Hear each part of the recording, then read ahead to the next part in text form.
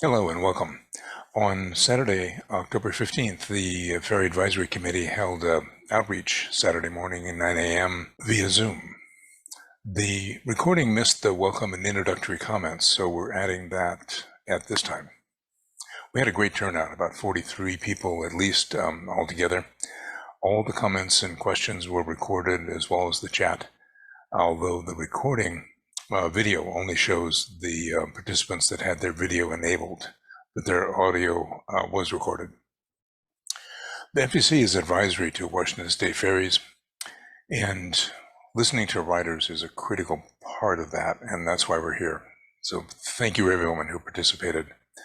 Our FEC consists of 7 members total. I'm Jim Kornman. I'm co-chair and represent San Juan Island. Ken Burtness is also co-chair, representing Lopez. Justin Paulson represents Orcas. Jennifer Swanson represents Shaw Island. Pat McKay represents our commercial haulers for all the islands. And Deborah Hoskinson represents a major business segment, which for us is the visitor businesses. And last but certainly not least, Christine Minnie represents the County Council on our FAC. And they're all here today. Welcome them. The first part of this will be a discussion of how things got to where we are today, what's been done to correct it and make progress, and what lies ahead and how we can all help. So thank you for being here. How did we get here? This is not a new problem. Some of you old timers, more than 2 years, will remember the summer from hell in, I think it was 2017, and a near repeat in 2018 when Yakima was broken about half the time and crippled the other half. But it's been going downhill for some time, frankly. And the Great Decline started 1999, year 2000. The benchmark is the elimination of motor vehicle excise tax, which used to fund capital investment for ferries, i.e. boats, and major maintenance and so forth. Legislature general transportation funds, mostly gas tax, provides supplementary operational support beyond fare box. Our friend Robert, who's here today, keeps chastising me to blame this all on Iman. He was the trigger.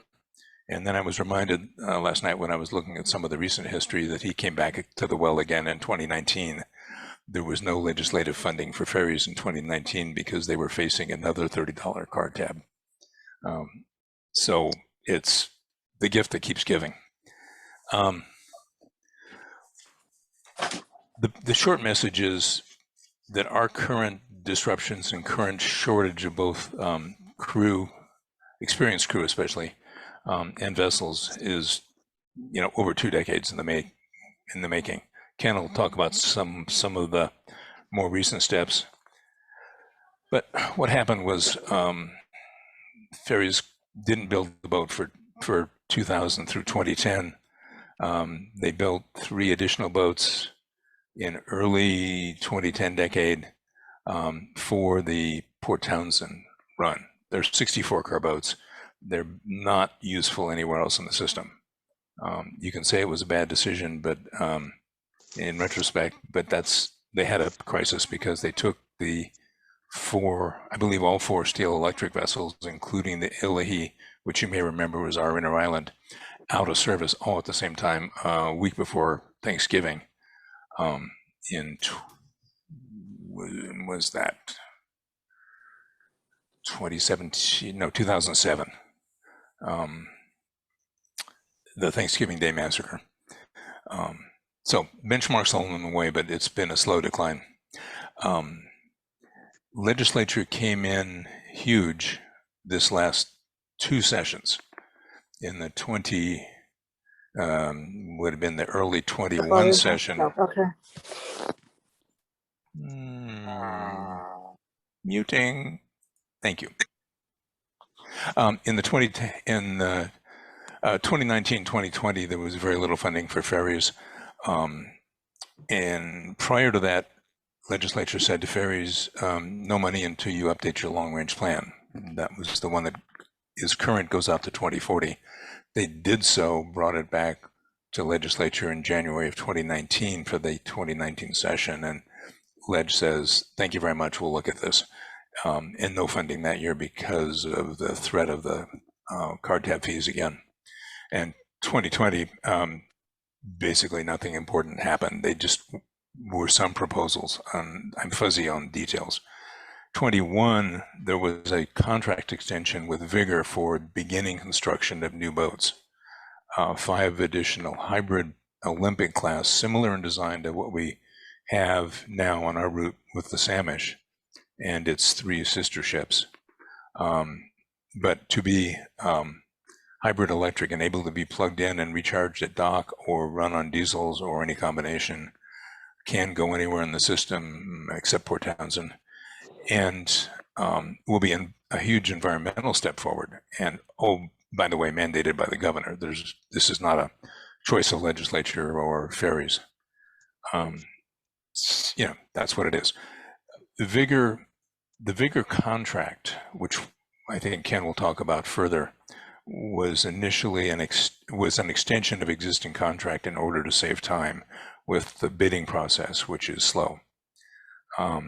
It was priced to be negotiated. They negotiated in good faith, and they wound up far apart on what Vigor needed, now owned by an investment company, and what ferries felt that was reasonable. And there's a piece of legislation in place which said that a successful bid must be within 5% of a engineering estimate provided by the state, or it automatically triggers a build nationally, removes the build in Washington requirement.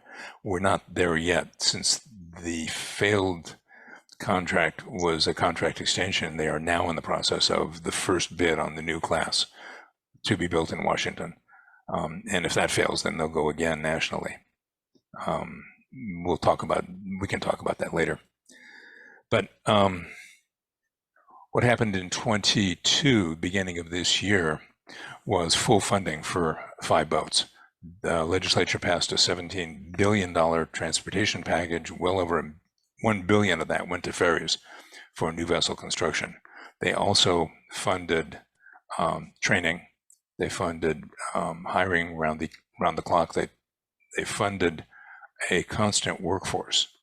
And prior to that, there was a cycle every year: hire in the spring, train, work junior staff, entry-level staff through the summer, offer them either relief work or layoffs in the fall, and then start over again the next year.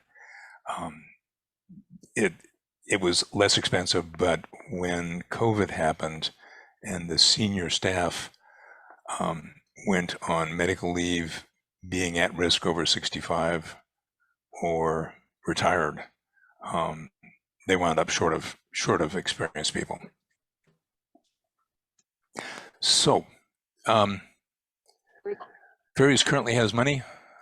They are trying to hire. They are trying to get boats built. Ken, you want to give a little background? I think it might be worth talking about some of the, we talk about crews. They're not interchangeable. You've got 4 different positions, 4 levels on deck, and 3 or 4 below decks. Different experience levels, different licensing. Over to you, Ken. Yeah, I thought I'd talk a little bit about what we can expect going forward.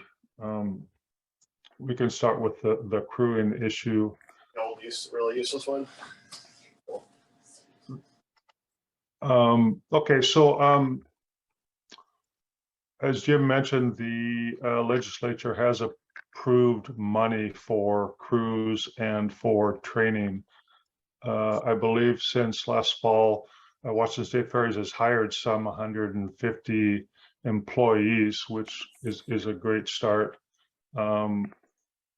I would assume that the large majority of those people, however, are at entry-level positions, and to get to the higher level positions takes a considerable amount of time and training. At the extreme, to go from, say, a new hire to a captain takes many years. So the Ferries has hired some 150 people. They have instituted a very strong training program. They have people being trained at all positions. But for instance, maybe perhaps the biggest, I can speak most directly to the deck department, as that's where I worked. I'm assuming that the engine department is very similar, but for the deck department, the biggest change is to go from a able-bodied seafarer to a mate.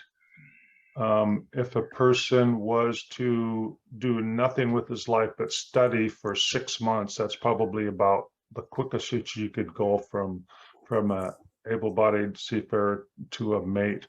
But the state has instituted a program now where they are essentially making people that want to do that is their job, is to get their mate's license and all their pilotage.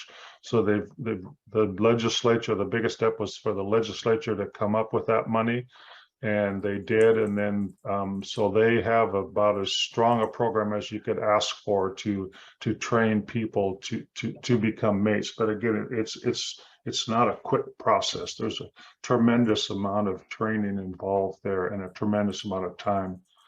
And again, they are doing that training at all levels. I don't think they could do a better job than they are right now. They've also, Washington State Ferries has also hired a recruiter who has been, say, calling all the retirees to see if they want to come back and work part-time. And so this recruiter's been calling around, I'm assuming wherever he can, to find any mariners that are available to come and work. Unfortunately, there are no merchant mariners available out there in the world. For the most part, they would have other jobs, and they, for the most part, wouldn't want to come to work for Washington State Ferries. Even say the closest, there's the Staten Island ferries. Those people would be pretty much licensed the same as say mates and captains for Washington State Ferries. But even though say the mates and captains for the Staten Island ferries, those ferries are having problems too. And I know that those people have lower wages than mates and captains for Washington State Ferries. But even given that, none of those people are going to want to come to work for Washington State Ferries. Washington State Ferries has also been recruiting out of the merchant mariner academies. They graduate people that with a mate's license right out of school. So they have actually been recruiting out of those academies for a number of years now. But the problem there is that most of those people don't want to come and work in inland waters for, say, Washington State Ferries. They are in that academy because they want to go out to sea. So anyway, the opportunities for hiring people outside the system are very negligible. The only reasonable solution is in-house training, which Washington State Ferries is doing a very good job with. But again, it's going to take some time. So look, going forward in the future, the most immediate problem is the manning, but that problem should be able to be solved. The number of boats we have is another long-term problem, which I don't see a solution for. The long-range plan calls for these 5 new boats that have been mentioned. The long-range plan was only written 2-3 years ago. It calls for those new boats to be built starting in 2022 and finished in 2027 or some along those lines.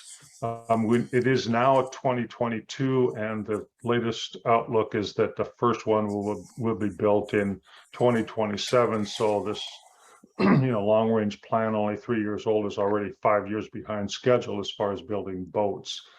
If indeed they do start building a boat in 2027, get them built by say 2032.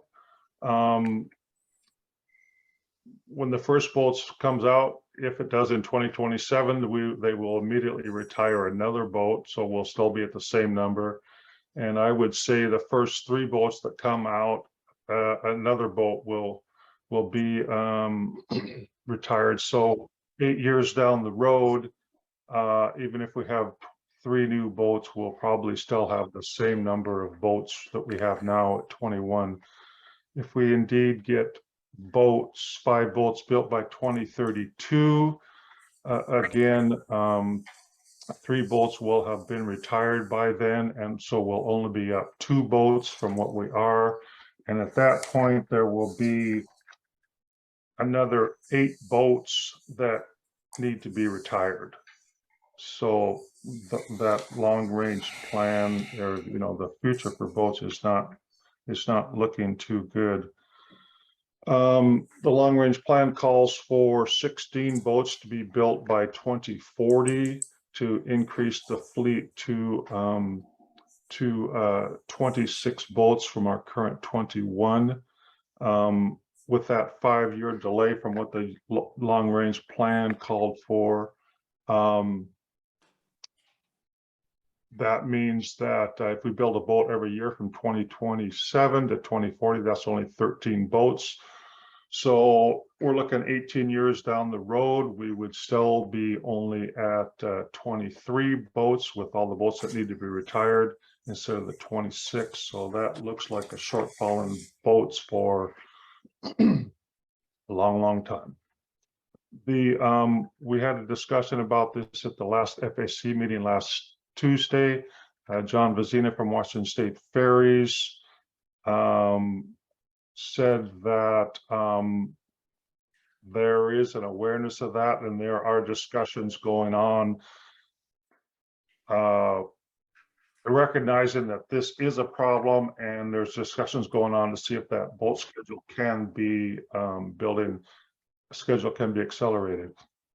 There is precedent for this. In 1979 to 1982, Marine Power and Equipment built 6 boats in 3 years. So that's not unprecedented, but would be very difficult. Another thing is price. Back in from 79 to 82, that contract for 6 boats was $109 million for all 6 of them. All 6, right? The price now for each boat is $200 million. So to build the 16 boats that Washington State Ferry says we need is a $3.2 billion project. So the vessel situation is not looking too good.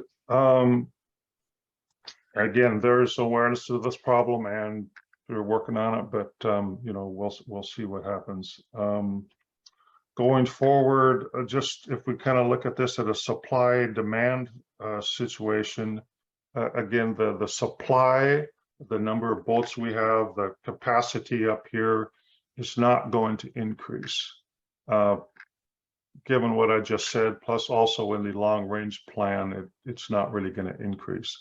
Demand, the number of people, traffic projections, it's projected to maybe increase 30% in the next 18 years. So we have a situation where supply will increase 30%. I'm sorry, demand will increase 30%, supply will not increase. The only potential increase in the long-range plan as far as vessel capacity is to increase the capacity of the inter-island boat. The long-range plan talks about having the self on the inter-island boat, which is, I think they rated at a 90 car capacity, and the long-range plan talks about building a new 114 car boat for the inter-island run. So that is the only increase in capacity in the long range plan for the next 18 years, is to have a bigger inter-island boat, which will certainly be a help, but it's not going to increase capacity out of Anacortes. As far as increasing crew hours, the long range plan talks about maybe increasing crew hours in the summertime for late night runs to give for commercial traffic to ease the load during the day. So there's not much hope there for really increasing capacity. The Washington State Ferries wants to change our schedule, rewrite our schedule. We haven't had a rewrite of the schedule since I think about 2010. 2-3 years ago, before COVID hit, Washington State Ferries was going to start that process, and I believe the spring of the COVID hitting, Washington State Ferries actually had scheduled to start public meetings on that, and then that got delayed. At our last FAC meeting, we talked about this, and John Vazina suggested that we could be starting that process for a change in schedule here next year, spring or something. I couldn't tell you for sure, but that's a hopeful thing. Washington State Ferries management is well aware we need a new schedule. All the employees on the boats are well aware we need a new schedule. They've been advocating for it, and of course, all of us in the public are certainly aware that we need a new schedule. That's going to be a very difficult process. There's a lot of factors involved. There's deck crew hours, scheduling hours, engine room crew scheduling hours, and those are not the same. They have to figure in fuel-in schedules. They have to figure in the schedules of the commuters and the school children. They've developed, schools and employers have developed schedules through the years based on ferries, and so it's hard to change those. There's just a lot of variables involved with that. So that's going to be a very difficult process that we all need to be prepared for, and prepare some public input. Hopefully we can get something done to make our schedule better, but there's going to be some severe constraints. It's going to be very difficult to make anything better.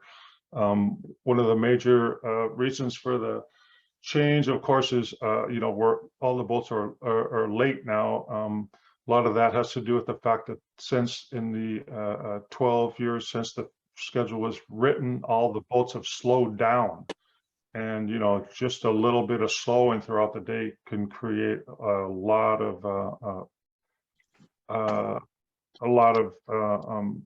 contribute greatly to the boats being late. Also, many more of the boats are full now. It takes considerably more time to load a boat that's full as opposed to a boat that's 3/4 full. That last 10-20% to load a full boat, adding that amount of cars can increase the loading time, the dwell time considerably. So the schedules need to be rewritten to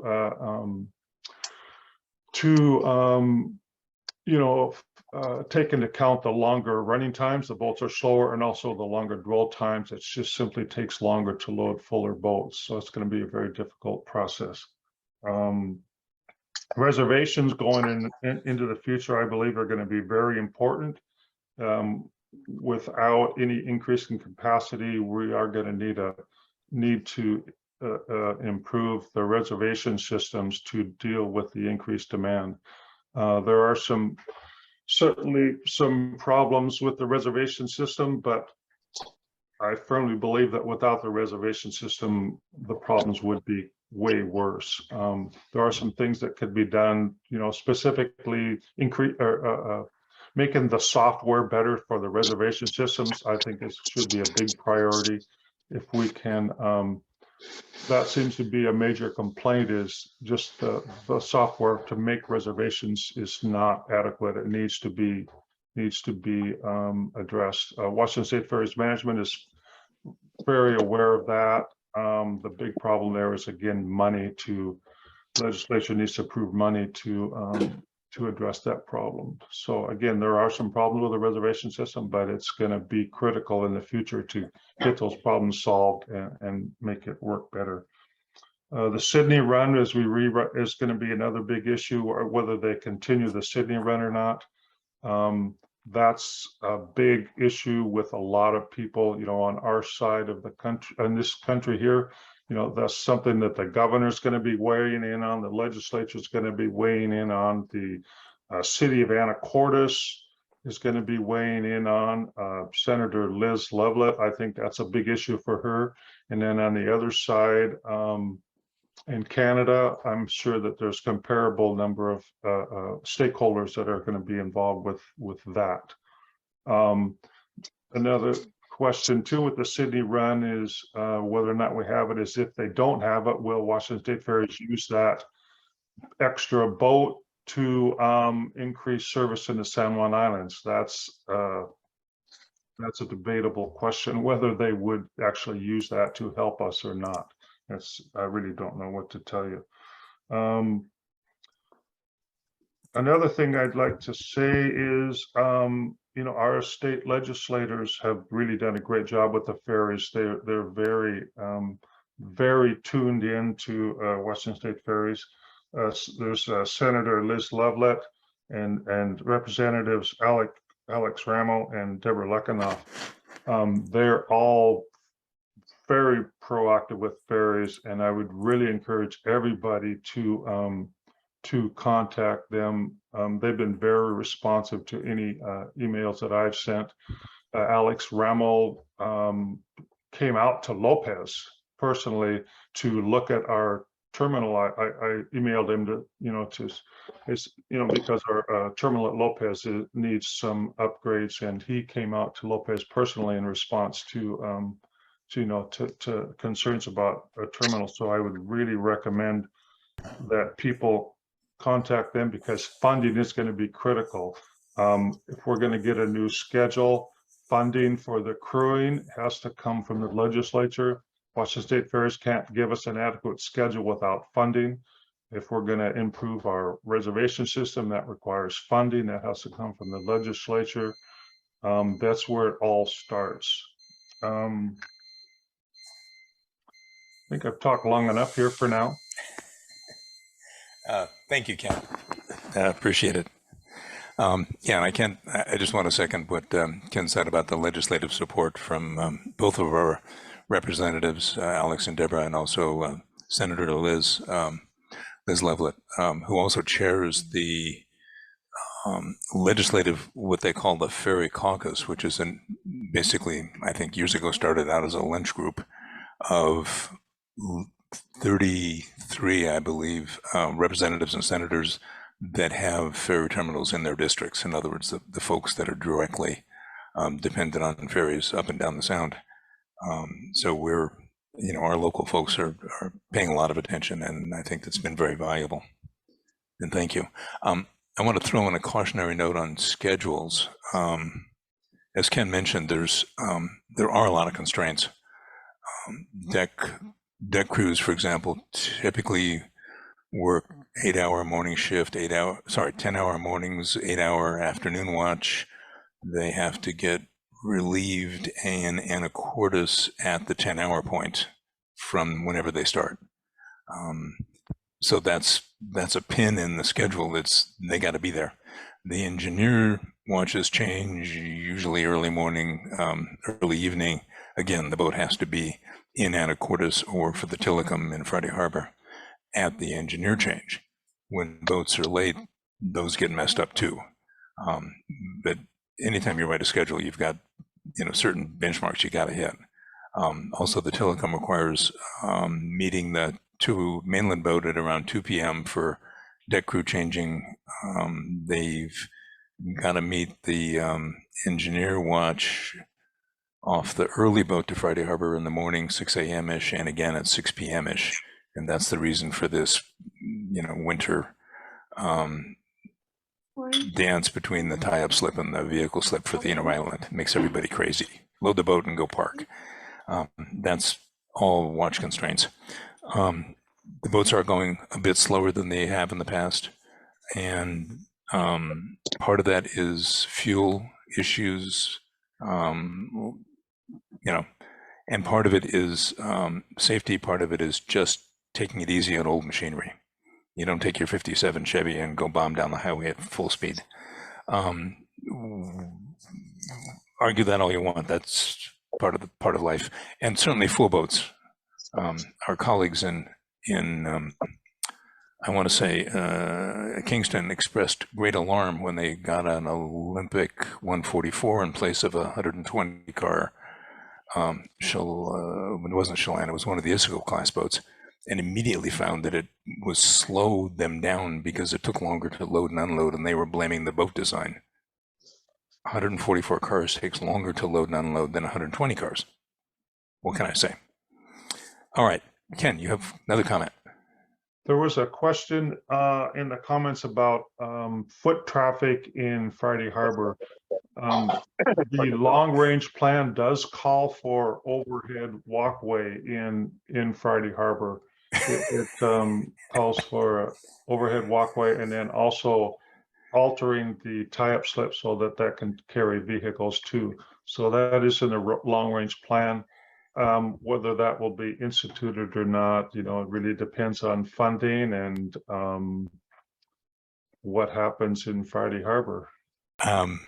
As the Friday Harbor rep, I've got to express a little skepticism about the overhead loading ramp down by the ferry terminal. I think it was proposed. There was a study that was done 13 years ago, and it was not popular with the town folks. But certainly, and there was a question in chat about the help with traffic control, and they used to do that, and it helped a lot. It was not controlling the cars, it was keeping pedestrians bunched up so that there wasn't a continuous stream of onesies, twosies across the ferry traffic. And that is certainly something that can be done, but it takes agreement with ferries, town, and a source of funding. So I think we've talked long enough. What I'd like to do is open it up for comments and questions. We're not going to set a time limit, but I would ask everybody to be respectful of your time and keep it to point. If you want to rant and rave, that's fine, but please understand we're not ferries. We're your neighbors who are volunteers. Okay. If it makes you feel better to rant and rave, that's just fine. We will ask that you raise your hand. I've got a whole screen full here. When you put up your little raise hand thing or *9 on your phone, if there's anybody on the phone, I don't think so, that puts you at the top of our queue and we'll call on you. Don't forget to unmute so you can speak. And then put your hand down and mute again when you're finished. And if it's simple questions, we'll try to answer them in line. If it's a complicated question, we might put it off toward the end. Give everybody a chance to ask a question or make a comment is sort of what we'd like to do. And we've got, I think, about 40-something folks here, so it'll take a little while. So again, be respectful of time, and we'll open it up. Seeing if I don't see anything, we'll keep talking. Sharon, unmute and go ahead. If you could stay, just repeat your name and then which island you're from. We'd like to just know where you are. Sure. Good morning, Sharon Abreu on Orcas Island. Thank you for doing this. Really appreciate all your efforts on our behalf. It's not a fun job to have right now. Just wanted to say, looking into solutions, I've been hearing people say things like, well, maybe we could get some kind of a foot ferry going and maybe have a small fleet of cars in Anacortes that locals could share for running errands to doctor's appointments and such, picking up a few things. Obviously not too much if you're walking on a small boat. But I'm just curious what our options are to do that. I mean, we bought Turtleback for $18 million, and can we like get some of the, deep pockets in the islands to kind of pitch in, and the rest of us pitch in what we can and get something going? Because it looks like we're probably not going to even have one new boat in San Juan County until after 2040 at this point. Is that right? Thank you. Good question. The foot ferries, I think, are certainly viable.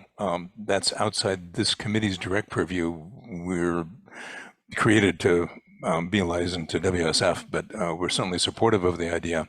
And the question is, how does that get accomplished? And I think the answer is same as they've done down toward Kitsap.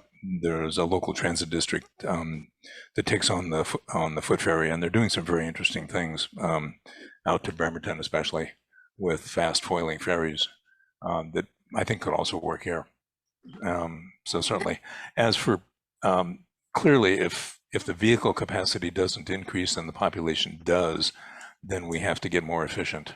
And I think that means alternatives to taking your own car on the ferry. Someday we'll just tell the car to go home again and pick us up when we return. We're not there yet. And one of the first things I suggested when I joined FAC was, how about a little mini lot of zip cars over in Anacortes? The problem is that the parking in Anacortes is run by a contractor and the rest of its employees, and that got no traction. But it's still, I think, a viable idea. Some kind of car share available right at the terminal. So when you get off with your stack of 2x4s from Home Depot, you just walk 2 steps to the boat or something. There's ways to solve all this. It's easy. Thank you. Albert. Yeah, good morning. Thank you for doing this. I had a question about our situation on Lopez with respect to a reservation system. I personally find the reservation system very effective. It lowers a hell of a lot of anxiety when I have to get a boat in Anacortes to come to Lopez. When are we going to have a reservation system here on Lopez, just like Friday Harbor and Orcas have? Thank you. So yeah, go ahead, Ken. I'll address that problem. First of all, I'd like to confess that you can blame not having a reservation system on me as much as anybody. I was on the partnership group that developed the reservation system, and there was a half a dozen of us from Lopez, and we went to the partnership group and strongly opposed the reservation system. And so you can certainly blame us for that. However, I have changed my mind 100%, and I totally regret having opposed the reservation system. That was I believe that was a bad idea, and I really think that the reservation system is going to be necessary more and more as the future goes. The problem with Lopez is just the terminal at Lopez doesn't have the holding capacity for a reservation system. Personally, I think that if we kind of thought outside the box and did some creative thinking, we could make it work. But Washington State Ferries isn't exactly a system that does that sort of thing. So at any rate, I mentioned that Alex Remmel had come to Lopez to view the Lopez terminal, to see about improvements there, because it's necessary. We don't have adequate restrooms, we don't have any facilities, and we don't have the holding capacity for our reservation system. So that visit and rebuilding the Lopez ferry terminal is being it's in the planning, and so it's something that's in the 40-year plan to rebuild the Lopez terminal, get reservations. And I push reservations for Lopez all I can, all the time. But, goes back to the legislature there too. The long-range plan called for that terminal renovation to start here. I can't remember the exact year, but it's been delayed already because of lack of funding. So, that's where it starts, is we need to get the legislature to fund it, and we need to get enough people pushing for it. And there's no short-term solution there. I can just hope that as soon as possible we can get it. Thanks. Thank you. Does that answer it? I hope it's not a good answer. And I happened to come across, I was looking for something else entirely, and I happened to come across a 1957 study of, it's actually a study of bridges for San Juan County. And a long few paragraphs I promised to share with Ken that I haven't yet, on why Lopez Head is such a poor choice for a ferry terminal because it's so geographically limited.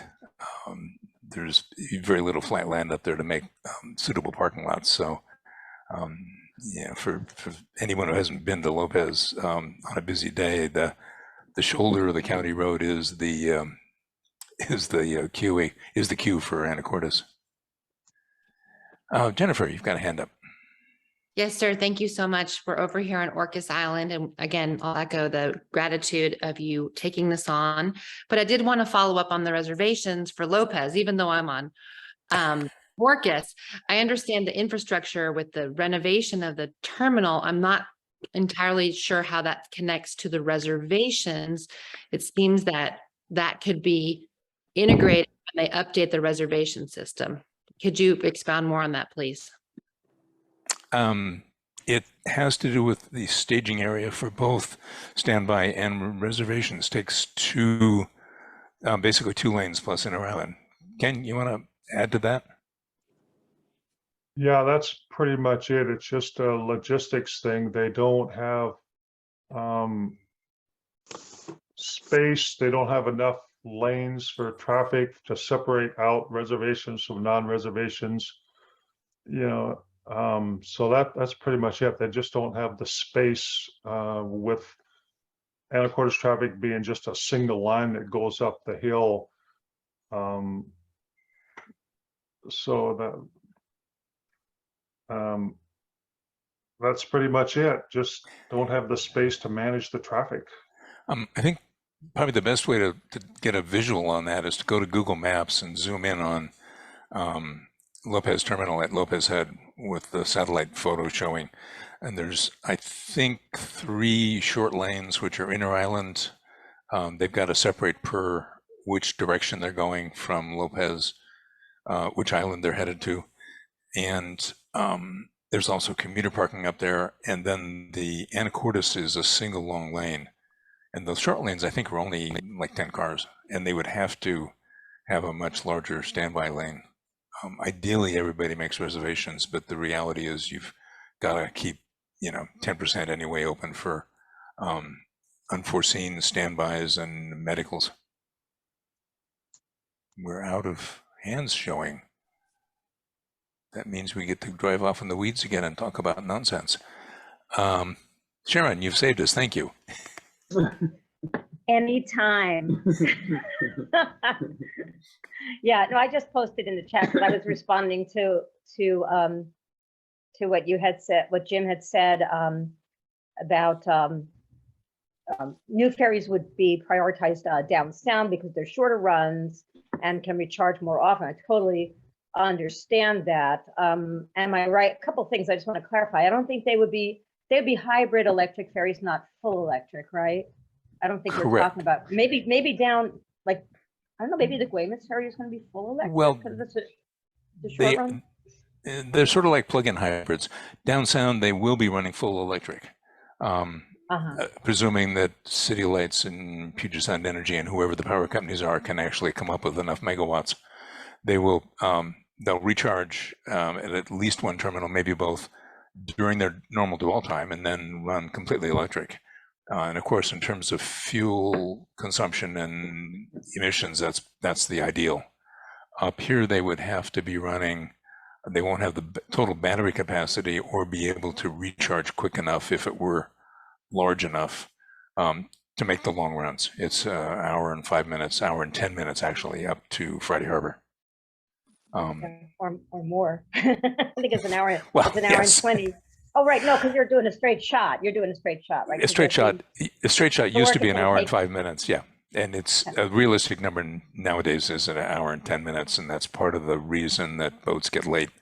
Because it's just, and one of the interesting facts is that when they designed the Olympics, they designed them to be much more efficient, and they are not as fast as Yakima, for example. When Yakima was a youngster, I think she trialed at 21 or 20 or 21 knots with all 4 engines running flat out, belching black smoke. You can't do that on a normal basis. Yeah. So just to be clear, also, I was of the belief that San Juan County would be seeing our first new hybrid ferry in 2040, which is a long time from now. And now it looks like that may be delayed even further. Maybe you don't have any specifics on that. I think personally, I don't care as long as we get newer boats. And they built 4 Olympic class, like the Samish. 1 of them is here, 3 of them are elsewhere, and the 3 that are elsewhere will be themselves replaced by the new hybrid class. So yeah, but we don't have but we may have a more what's the word, frustrating timeline for San Juan County. Because they said when they said they were not building, they had delayed building the first boat from 2022 till 2027. Right. And I'm wondering if that pushed our trajectory to 2045 from 2040. I'm like, well, the new hybrid class, boat number 1, is slated to allow the Tillicum to be retired. It won't, because Tillicum is already 62 years old, and it'll be getting towards 70 by the time. Late 60s by the time the the first hybrid boat comes online. It won't be a direct replacement, of course. I'm not going to it's not a 1-for-1 swap. Self will come here, be re-home ported, to Friday Harbor to replace the Tillicum, which will retire, and then they'll move a couple of other boats around and slot the new hybrid boat in where they want, and they'll keep doing that every time one arrives. And Chelan and Yakima are both getting old enough where we're seeing reliability troubles. Chelan missed first sailing this morning again, because of not because of crew this time, but because of a mechanical problem. And the same thing happened a few days ago. It was some mechanical thing that they could fix, but took an hour or 2 to fix it, so they missed a run. And that's the sort of thing that you really would like to go away and have the boat be reliable when there's crew. But honestly, the recent troubles have mostly been lack of crew. Yeah, and is there? I know they've been hiring a lot of new people, and I'm wondering, I'm guessing that housing prices are a barrier to more people wanting to move to this region in order to work for the ferry system, and also maybe the lack of funding, lack of incentives for people to join the fleet. It's certainly a complication. One of the things that we riders never see is the fact that each of these boats has a home port. Tillicum, for example, is home ported in Friday Harbor. The other boats, Yakima, Chelan, Samish, are home ported in Anacortes. And what that means is that that's the port, that's the terminal where staff reports to work the boats. They get themselves, just like going to work. The place they go to work at is either Friday Harbor or Anacortes for most of the boats. And when you change the home port, you've got now crew, particularly engine room crew assigned to a boat that they used to report to Anacortes on, now suddenly finds itself elsewhere. And they've either got to rebid to work on the new boat that arrives if they have enough seniority and it's a fancy boat, or they got to move and follow the boat. And that's just another complication that the poor schedule guys have to work out. The schedule guys that do crew assignments and dispatch and so forth.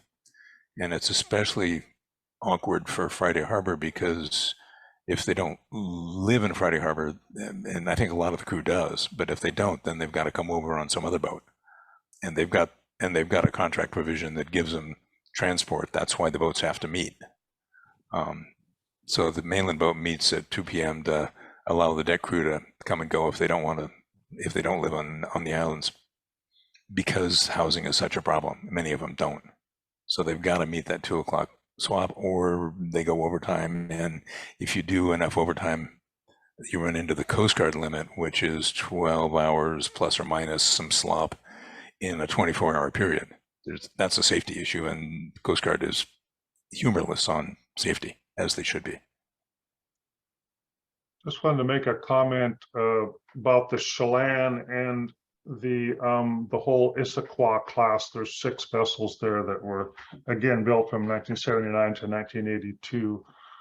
The long range plan notes that those vessels have not had adequate refurbishing and rebuilding that they should have. For instance, the super class, there was 4 of them. 3 of them got a midlife rebuild, and 2 of them are still running. The Hayak, which because of budgetary constraints starting in the year 2000, the Hayak is retired because it didn't get that midlife refurbishment.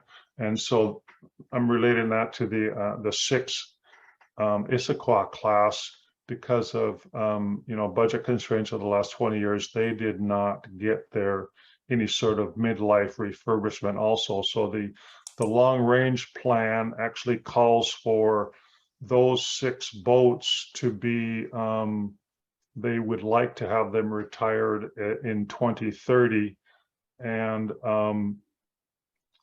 they figure that those 6 will have reliability problems going forward after that. And I just bring this up because we see that on the Chelan today.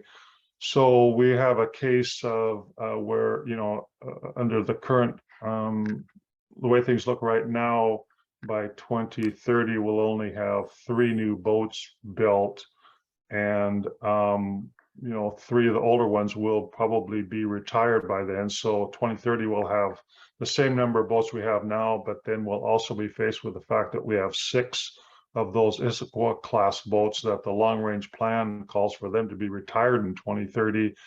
And so that that can't happen. So we're going to be going forward with boats that are going to have service reliability problems because they haven't been Western State Ferries hasn't been able to adequately rebuild them and maintain them through the years. And just to clarify, that includes both Chelan and the South, which is our backup inter-island boat. And they had a lot of, I think part of it, the problem was they had a lot of initial troubles the first 10 years of their lifetime and had a bunch of refits. And I think the crews had a nickname for them, but not important. Among the Washington State Ferries employees that works on the boats, they were known as not the Issaquah class, but the citrus class, because they were all a bunch of lemons. Thank you for that. Great help. There was a question in chat I want to get to, and then we'll give you a chance, Patricia. The question came from Ed Andrews. Are parties in general for or against reestablishing the Sydney run? I think we are very much in favor of it. It can't be prioritized over domestic service, and I think that was the decision that ferries themselves made, plus the inconvenient fact that the border was closed for a couple of years sort of made that a no-brainer. But the Sydney run, the intent is, and legislative intent is, that it be reestablished when vessels are available, presuming that the border remains open and available. Before the COVID shutdown of the border, there were plans in place, again, over multiple years, to move customs clearance to be pre-clearance in Sydney, and then the boat becomes a domestic sailing once it leaves Sydney. In other words, take the Anacortes customs guys and move them over to Sydney, which they do in airports frequently, and other terminals. And that's just, again, at this point, just an idea for the future. But I think Ferries believes it's going to be another minimum 2 years before they are going to be in a position to be able to restart Sydney. because of current shortages. So Patricia. Hi, yes, Patricia Benton from Orcus. And I know this is probably a very, very naive question, so I apologize to everybody. But one of the things that I've been wondering, and I know someone else, this is not my original idea, also had come up with a question at one point about, are there any boats coming from Canada, for example, that are being retired, that are not 65 years old, that could be a possibility? I mean, I know the whole Washington build issue, I understand all that, but we're in somewhat of a crisis, and I just didn't know if there's any talk or consideration of that idea. There's, let me answer that, Jim. Sure, go ahead. There's a federal law known as the Jones Act, which has been around for many, many years. That law requires that any vessel sailing between ports in the United States has to be built in the United States. So any vessels from Canada, by virtue of the Jones Act, cannot be used for sailing for Washington State ferries. Okay, but okay, so, and I understand that. Thank you. That's helpful. Maybe there's some other route somewhere else in the United States. Again, just thinking out there, and I'm sure you've considered it, but just wanted to get it out there. So thank you. Yeah, I don't think there's any boats around that would available. I just don't think they exist. Contrary, there was a North Carolina ferry that went up for auction just recently. It closed a couple of days ago for, I think it was a 50-car boat, sort of think like maybe Haiu but smaller, and held 150 people in one little tiny cabin. From North Carolina, there was a couple of issues. Actually, the local engineer guys did look at it and were concerned about cars falling off the deck and crossing the channels. But also there was an issue about getting it here.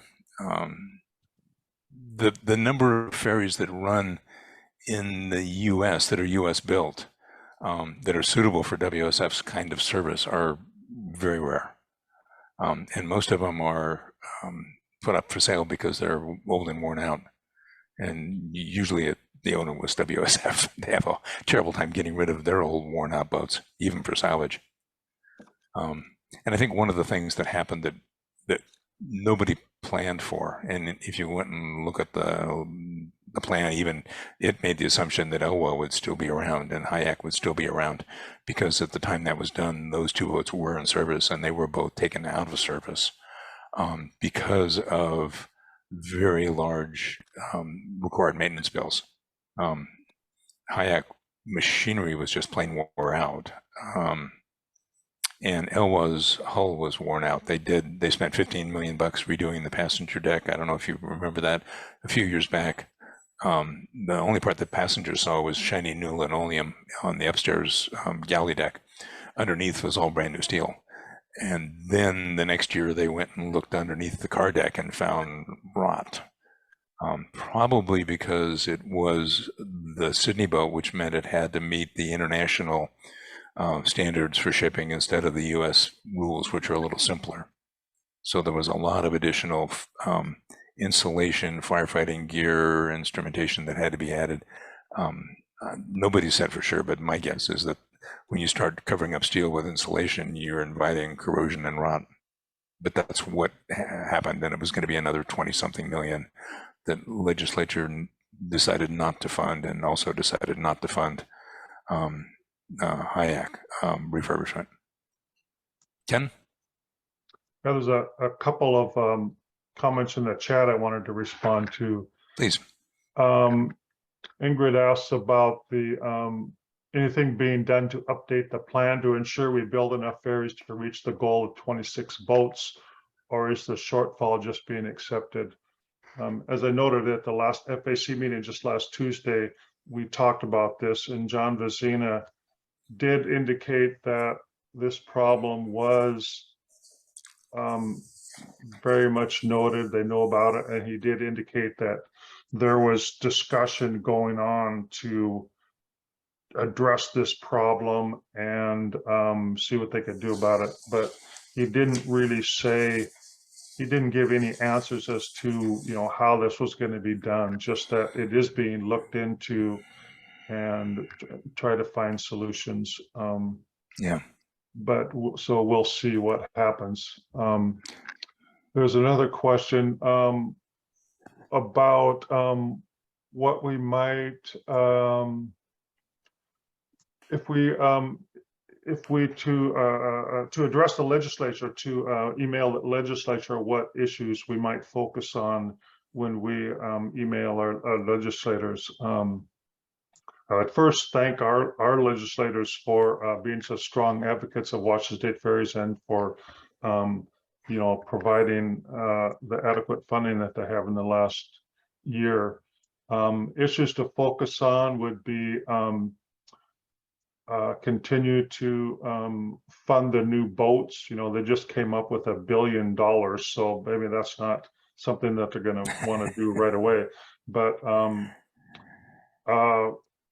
critical coming up is our, you know, new schedule, rewrite the new schedule. We need to have funding for a new schedule. It would be great if we could go to just a 2-season schedule, a summer schedule extended, and then one schedule through the winter, but that needs funding. I don't know if Washington State Ferries has enough funding for that right now. And as John Vazina really stressed at the last meeting, they can't do anything unless they have the funding. So, you know, funding for our new schedule, for any crew hours that are required, funding for the reservation system to specifically to improve the software for the reservation system, and then for those of us on Lopez Island, funding to improve the terminal facilities. As we all know, you know, we're sitting there with outhouses. We have better facilities at our little local county parks throughout the island than we have at the ferry dock. So again, funding for the Lopez terminal if you live here. I think that would be the main things. Funding for the schedule, funding for the reservation system, funding for the Lopez terminal. I think the thing we ought to stress is that it's dynamic. When we've got a part-time legislature, they start meeting in January, they're done either in March, April on a short session or May, June on a long session. So stuff comes up beginning when they start meeting and a little bit prior when the ducks start to get lined up. We need to just say a few words about the budgeting process for ferries. It's not what you think. The money that the farebox collects, the ticket sales and so forth, go into the general fund. They don't go to a ferries account. It is accounted as farebox revenue. The line by line of ferries budget starts with a request from ferries in detail. So much for this position, so much for this job, goes to WashDOT. Ferries is part of DOT. DOT balances it against highway needs and then gives it to the governor, who then takes his red pen, and then it goes to the legislature. So it's not X dollars to run ferries for 2 years. It's a 2-year biennium budget. It's line by line by line. How much for this radar set? Da da da da da. And then the legislature debates it and changes stuff and adds and subtracts and approves it. For many, many years, Rick Singer, who has been the chief finance guy for ferries, was challenged every year to find a word for training that wasn't training and wouldn't be redlined by DOT or the governor's office, because they did not perceive training to be an important thing to spend money on. And the problem is that it's that level of detail that has to make it through the legislature.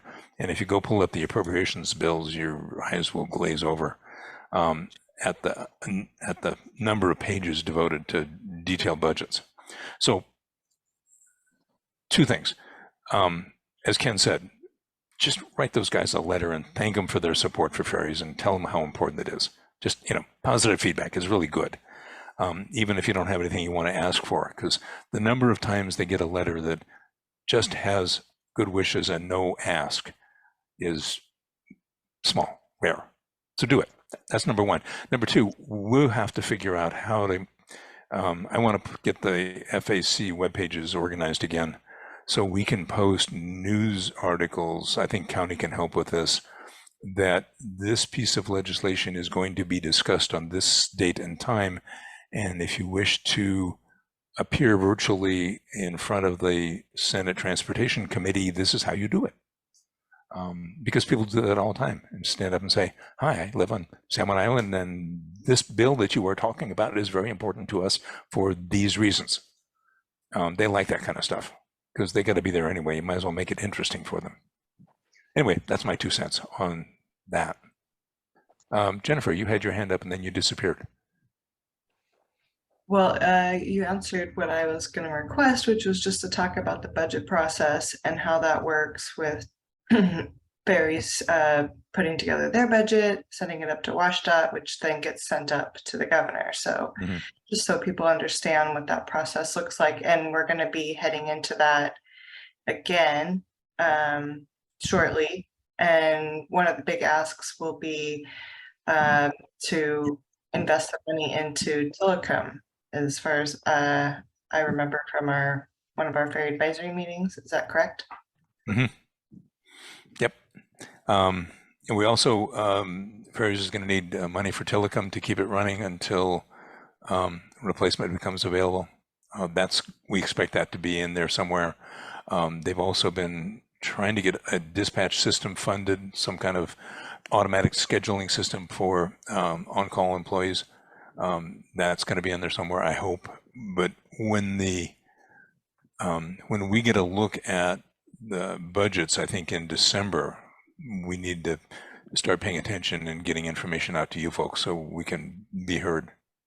And the good news is it is easier now to go testify in front of a Senate committee or a House committee than it used to be. You don't have to drive to Olympia anymore and spend the day.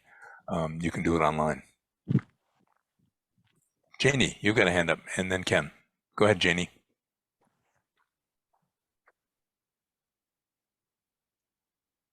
All right, no Janie. Ken, take it.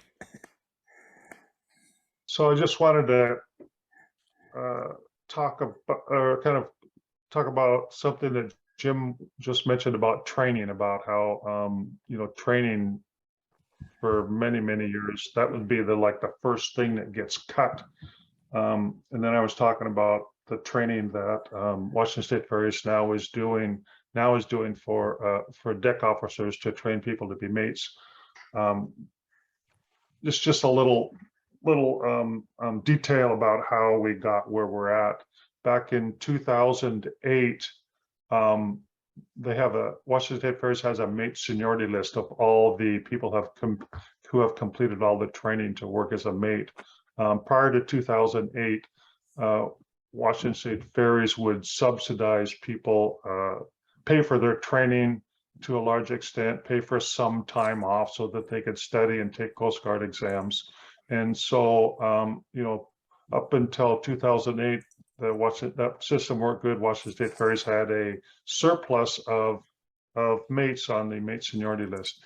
In 2009, that training was cut because of, I'm assuming, budgetary reasons. Again, training is always the first thing that gets cut. So they cut that program to train mates, and immediately no one got their mates licenses for a number of years. That process just stopped. So they went from a surplus to where they didn't have enough mates. Just like, it didn't take long at all. That surplus dried up in a few years, and then so just a few years they were actually short of mates. And obviously now they're short in a lot of positions, but that particular position that particular category of employees, the mates, you can point to that one specific thing that led to the shortage of mates that we have right now. And you know, it's a very difficult hole to dig yourself out of. So Thank you. anyway, it's just a lot of little details like that that led us to where we're at now. Thanks, Ken. Looks like Janie's unmuted. Go ahead. Yeah, I was wondering if there's any discussion about changing the home port situation as regards to getting workers to their boat. Is there some outside of the ferry system that could be utilized to transport them rather than having them sit and wait in port for their home port transport crews? Just a question. I have Yeah, no I don't. idea. Right, understood. I don't have an answer. We've been talking to ferries a bit about that, and I think we'll have further conversations on how that could be facilitated, because it is an issue whenever they need to move a boat around, and if it's a temporary assignment, then ferries pays mileage. It's still hard on the employee. They've got to commute, but they get paid to travel. If it's a permanent assignment, then they've either got to change boats or move. And you're right. I mean, an accident on I-5 will take down multiple boats, not just here, but down sound as well. It is a problem. But thank you. We will work on that. Thank See you. if we can get you more info. There was a question in chat about the Jones Act. Correct. I think it is 100 years old, and it's also correct that it was originally proposed by a Washington State congressman to help protect Puget Sound shipping, in particular, and also U.S. shipping over versus overseas. And we all know how well that's all worked out. But we keep asking the question and keep getting told that something about a snowball's chance in heck of that ever changing. It's a problem, and and BC ferries generally are all built elsewhere, Eastern Europe, Europe somewhere.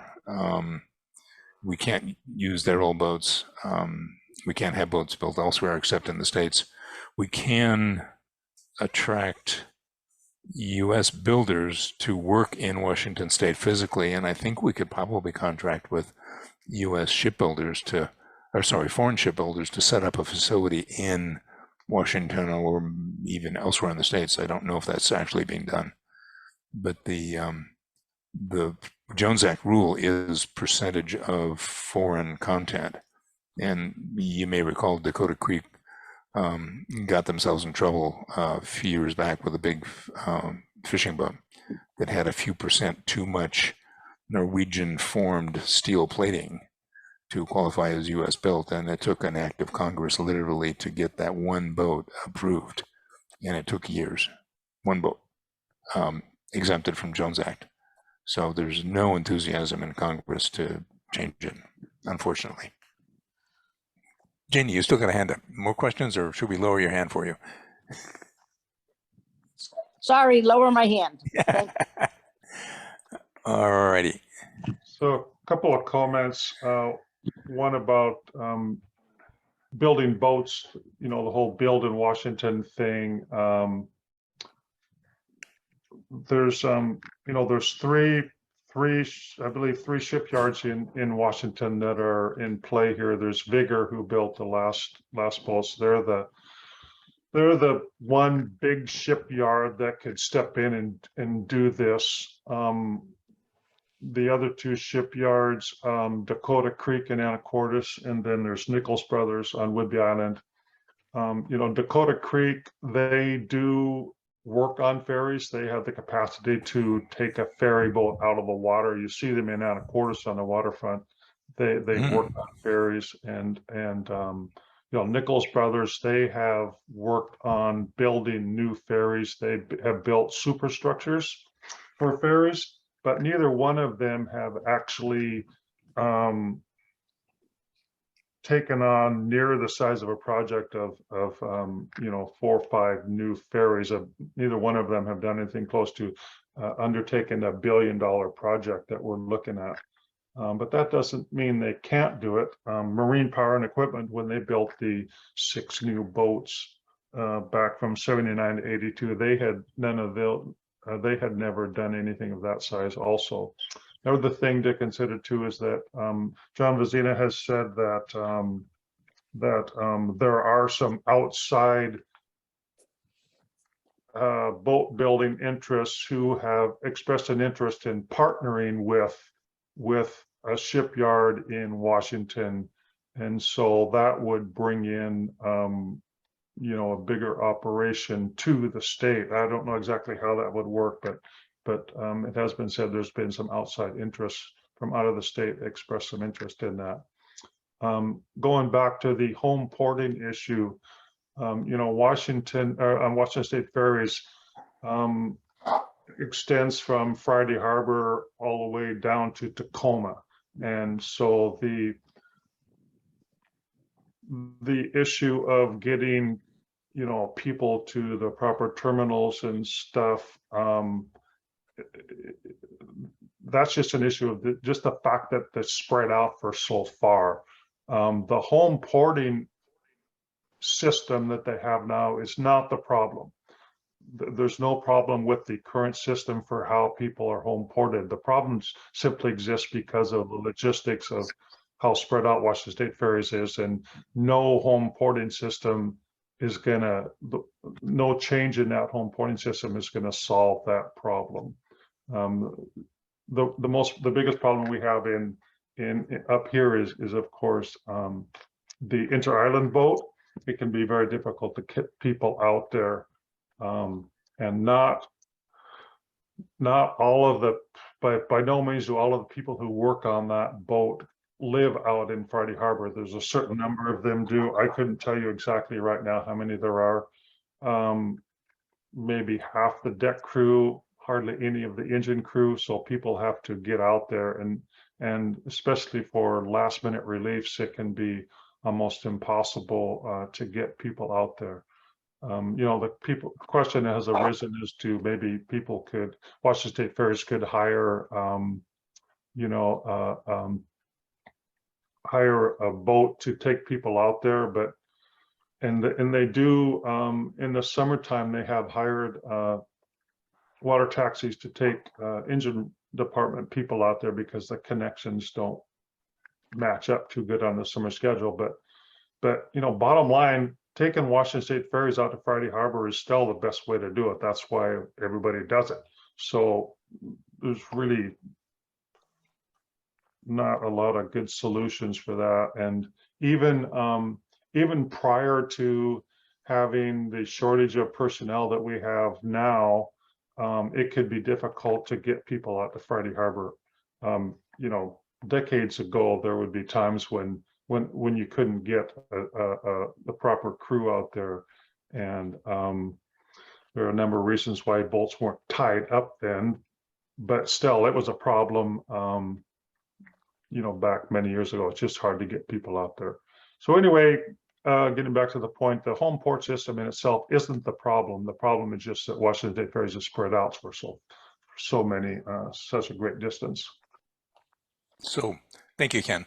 There was a question in chat from Robert. You've had your hand up and down, and I apologize. Zoom has stuck you off in the corner on my screen. You had a question about boats in service and whether there was in fact a boat shortage. Let me just touch real quick. Also a question on water taxis for getting crew back and forth. They actually do that. I think 3 seasons. In the winter, the reason that there's the wintertime 5:30 inter-island shuffle leaving Friday Harbor is because the water taxis aren't used in the wintertime because of weather. And this goes one season. Winter. They only use the winter. They only use the water taxi one season. Oh, spring and fall is no taxi? Yeah. Okay. All right. My point was weather. And this goes directly to inter-island and backups for especially school kids. Spring Street and others get a lot of off-island kids commuting in the morning on the inter-island and home. One of our top priorities for WSF is if you bring the kids over in the morning, please be sure they get back in the evening. It would be better to have them not come at all if you leave them stuck here overnight. But water taxis have been discussed for that also. And again, it's a weather concern. And I know a lot of people on Shaw and other islands use their own personal boats, but again, it's a weather concern. So very much aware of that. The issue of vessels, there are right now 21 boats in the fleet. We get status reports and tell us where they are. Right now, today, there's 15 in service.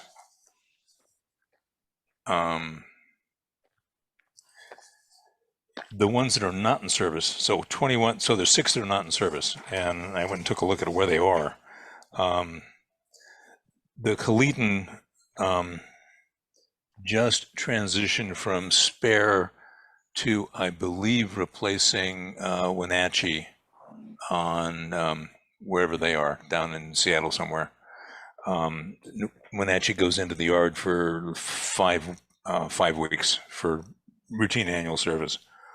Tokate is currently in the yard. That's another Olympic. And Chimicum, you will recall, famously ran into the Fauntleroy dock and did some considerable damage. She's out, I think, through the end of the year. Issaquah is in the yard for normal service. Kath Lamont has been out for months and is scheduled to be out at least through the end of the year, waiting for parts for her gearbox.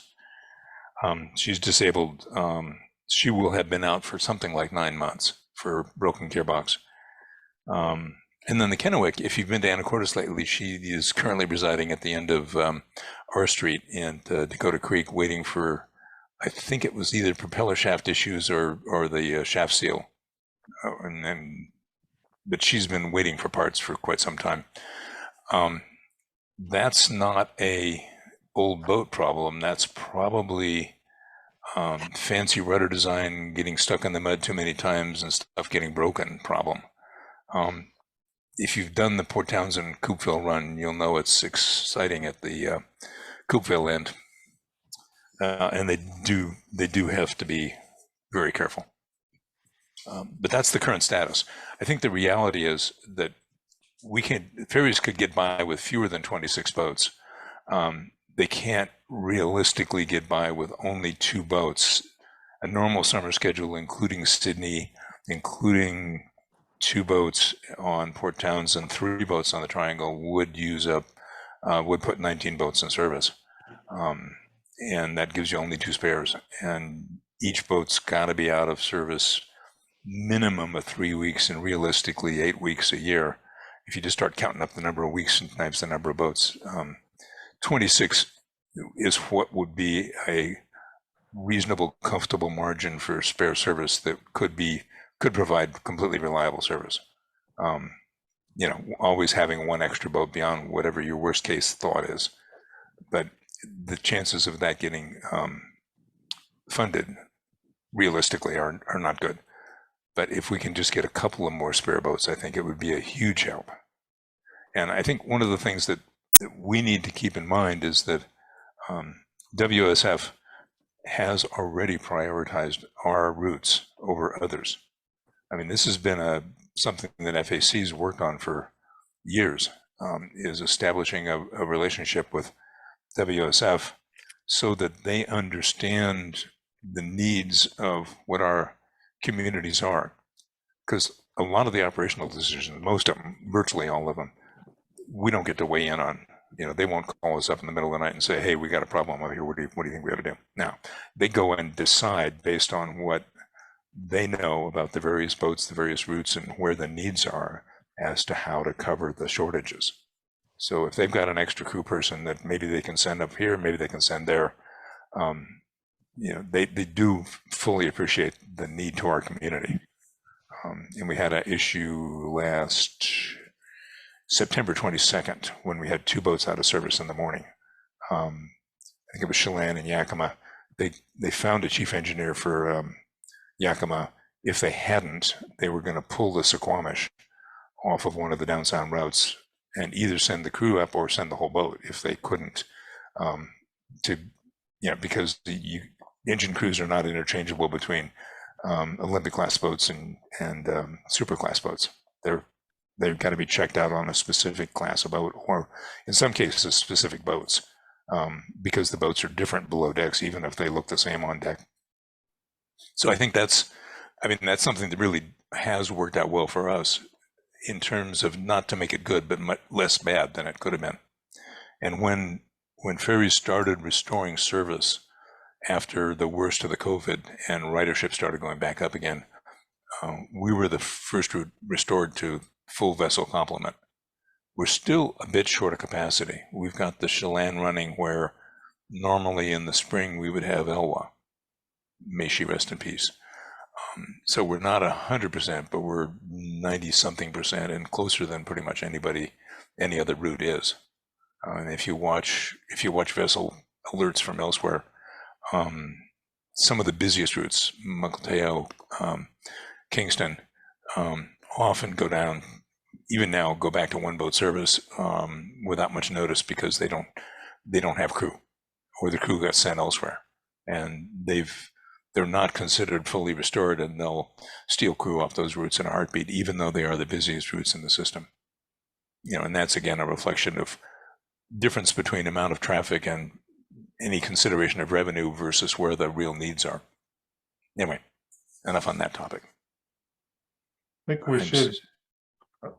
Go ahead, Ken. It'd be important to remember that, we are just one part of a large system. And, Jim did say that Washington State Ferries is prioritizing the San Juan Islands. And, we have many discussions at the FAC meeting about the importance of the ferries to San Juan County. And Washington State Ferries has acknowledged numerous times that they are aware of the importance of ferries up here, but again, they have to take into consideration the whole system. Bremerton, they have been reduced service from 2 boats to 1 for like a year now, and Washington State Ferries gets pressure from everybody down there to bring their boat back too. So they on a daily basis, they face a juggling act as to how many crews they can man and how many boats they can run. And again, they are prioritizing up here to keep all of our boats running, but at the same time, they're also trying to keep as many boats running down sound. So they're kind of operating on the margin there. They're kind of right on the edge, and every day it's a decision-making process that they evaluate, a number of times throughout the day as to what boats are going to run. So we see here that up here, we still get a case where boats will be tied up on short notice. And, it's not that they're not trying to keep our boats going. It's just they're trying to keep other boats going too. And sometimes when you're operating on the margin like that, you end up, as we see up here, a boat will get, has to get tied up at short notice because of no crew. And it's not because they're not trying to keep our boat running. It's not because we aren't prioritized. It's because they have to try to keep other runs going too. Okay, how about some more questions? Robert, your hand is up and you actually showed up on the top row. Oh, okay. I'm going to take this a little bit different direction. Washington state law requires the Washington State Ferries to come up with a long-range plan every 10 years. Mm-hmm. And the first one was, I think, in 2009, which went out through 2030, which is still part of the plan we're working on. The 2019 plan pretty much updated it for the electrification of the ferry system. The 2009 plan is 792 pages long. It's like a tax code, but there's a fundamental flaw that I think is in the 2009 plan, and are you aware of the level of service that they talked about in the 2009 plan, which is still in effect, by the way? Well, yeah, The 2000. Ferry Advisory Committee, is anyone aware that we were designated a recreation route and not a commuter route? And that I've never heard that talked about. uh, Well, I know it's in the plan. Then the 2009 has been replaced by the 2019. this came up because I looked at the ferry service going from Faultroy to Vashon Island. Vashon Island has got 11,000 people. We've got 25,000. Vashon and the San Juans are the only two ferry routes that don't have any bridges to them. And so Right. when I look at Vashon, they have 15 ferry sailings a day going to Vashon Island under the reduced plan. They have 25 sailings a day under the normal plan. And the reason is because the 2009 plan assigned the level of service to Vashon as a commuter route, which it is, but they assigned all of San Juan Island as a recreation route. And the recreation route, they said, we don't want to put a boat on. Well, you raise your hand and, the plan. No. Let me my- finish this. Let me finish it. please. I raise my hand simply as a signal that you're talking about things I don't know about, but I'm willing to listen. I'm happily listening. Go ahead, continue. Thank you. The level of service they assigned to the San Juan Islands was they want ferries to have 85% loading. On a commuter route, they have a 30% loading. 30 or 35% loading, one of the two. So we essentially have to have, when that plan, which is still in effect, requires us, when they assign the number of boats, to have far fuller capacity than what the southern route is. And the fact that we're an entire county, we've got almost 3 times the amount of people. If they assigned us the same number of boats that they assigned to a commuter route, we would have about triple the number of boats or triple the number of sailings. And I think that's a fundamental flaw in the plan. And I don't know whether the Ferry Advisory, you were not a member of the Ferry Advisory Committee when that plan was made up. I know I made comments on it, but I didn't catch it. But the fact that we're designated a recreation route, and we've got businesses up here entirely dependent on ferries. I think you should be making the point to the Washington State Ferry Commission and to John that we're in, with no bridges. Why are we getting 1/3 the service that say Vashon is getting? I'm serious about this. I understand. Yeah. Okay, are you finished? I am. Well, I've got a lot of other things, but I'll stop at that one. Yeah. I don't want to interrupt you, Robert. Go ahead. Yeah, be you've clear. been very respectful. Yeah, we're okay. We're not always fighting. Okay, I joined in 2010. So I wasn't there for any of the discussions about the 2009 plan, and I think I may have looked at it a decade ago, but I have no recollection of what was in there. LOS is the terminology for level of service, and it has been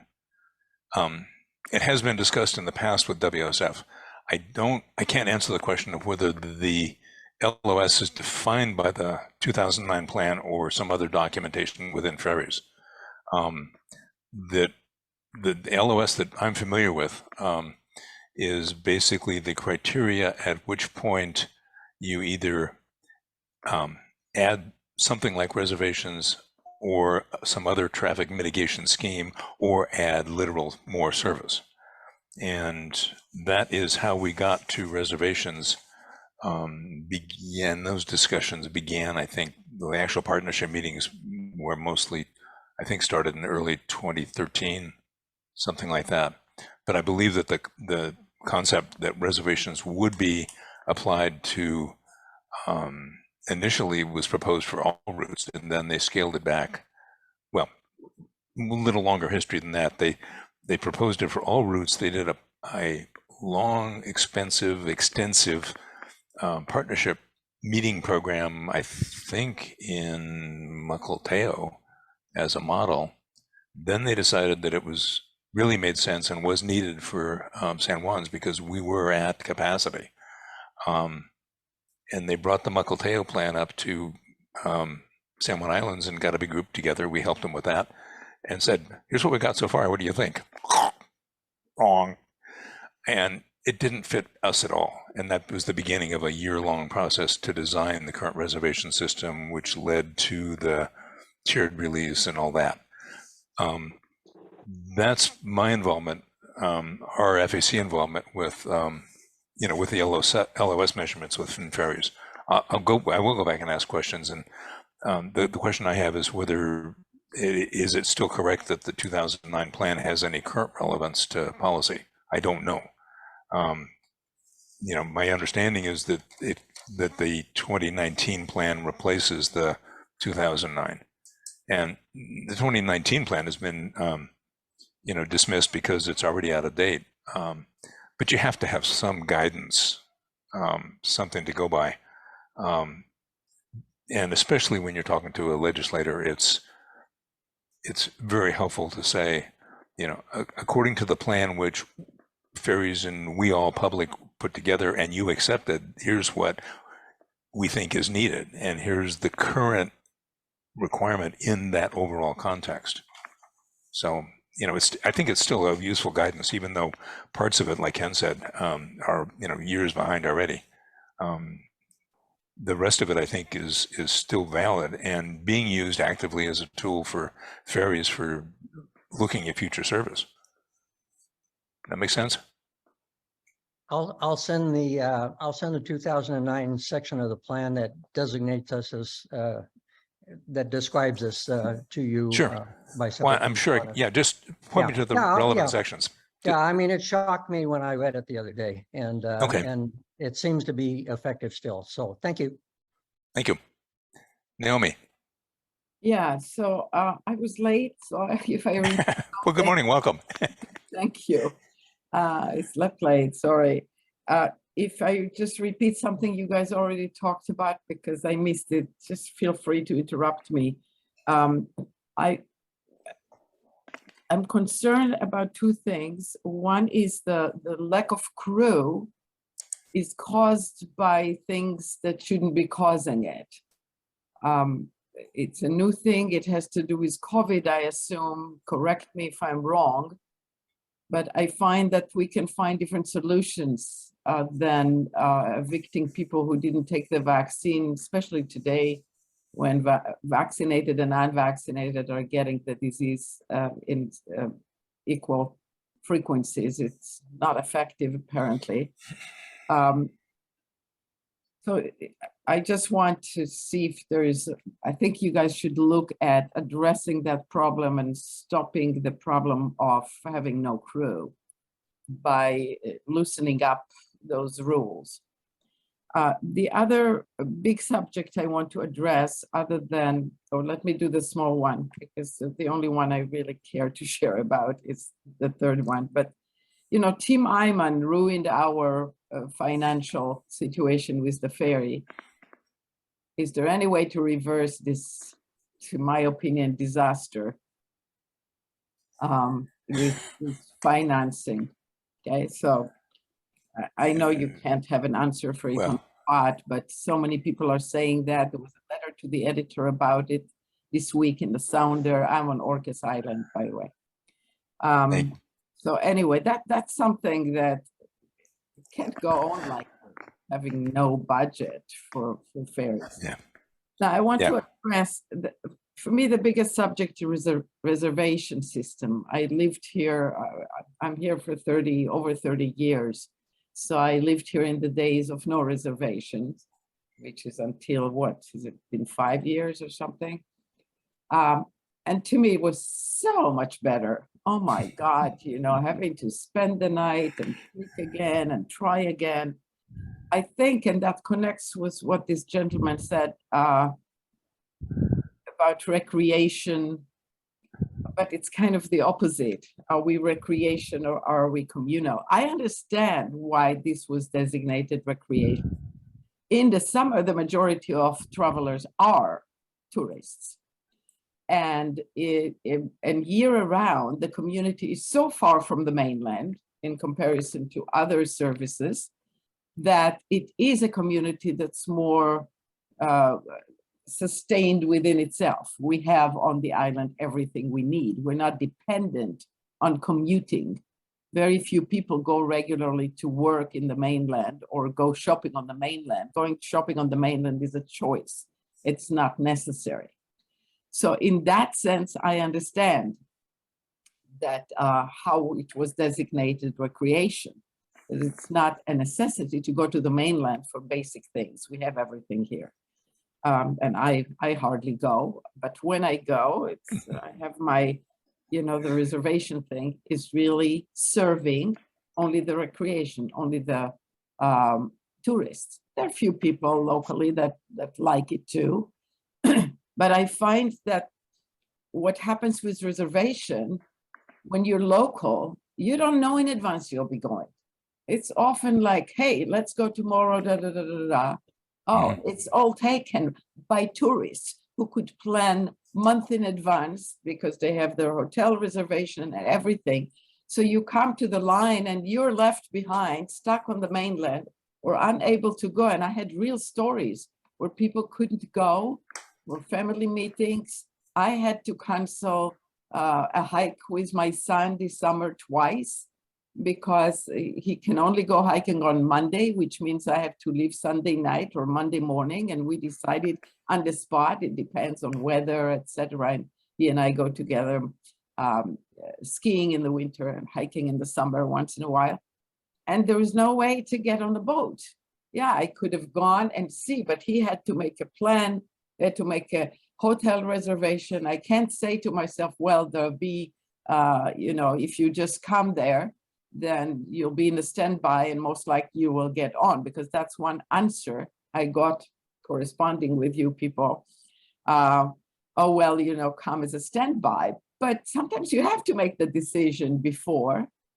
And this is, within days, and I can't get on the boat.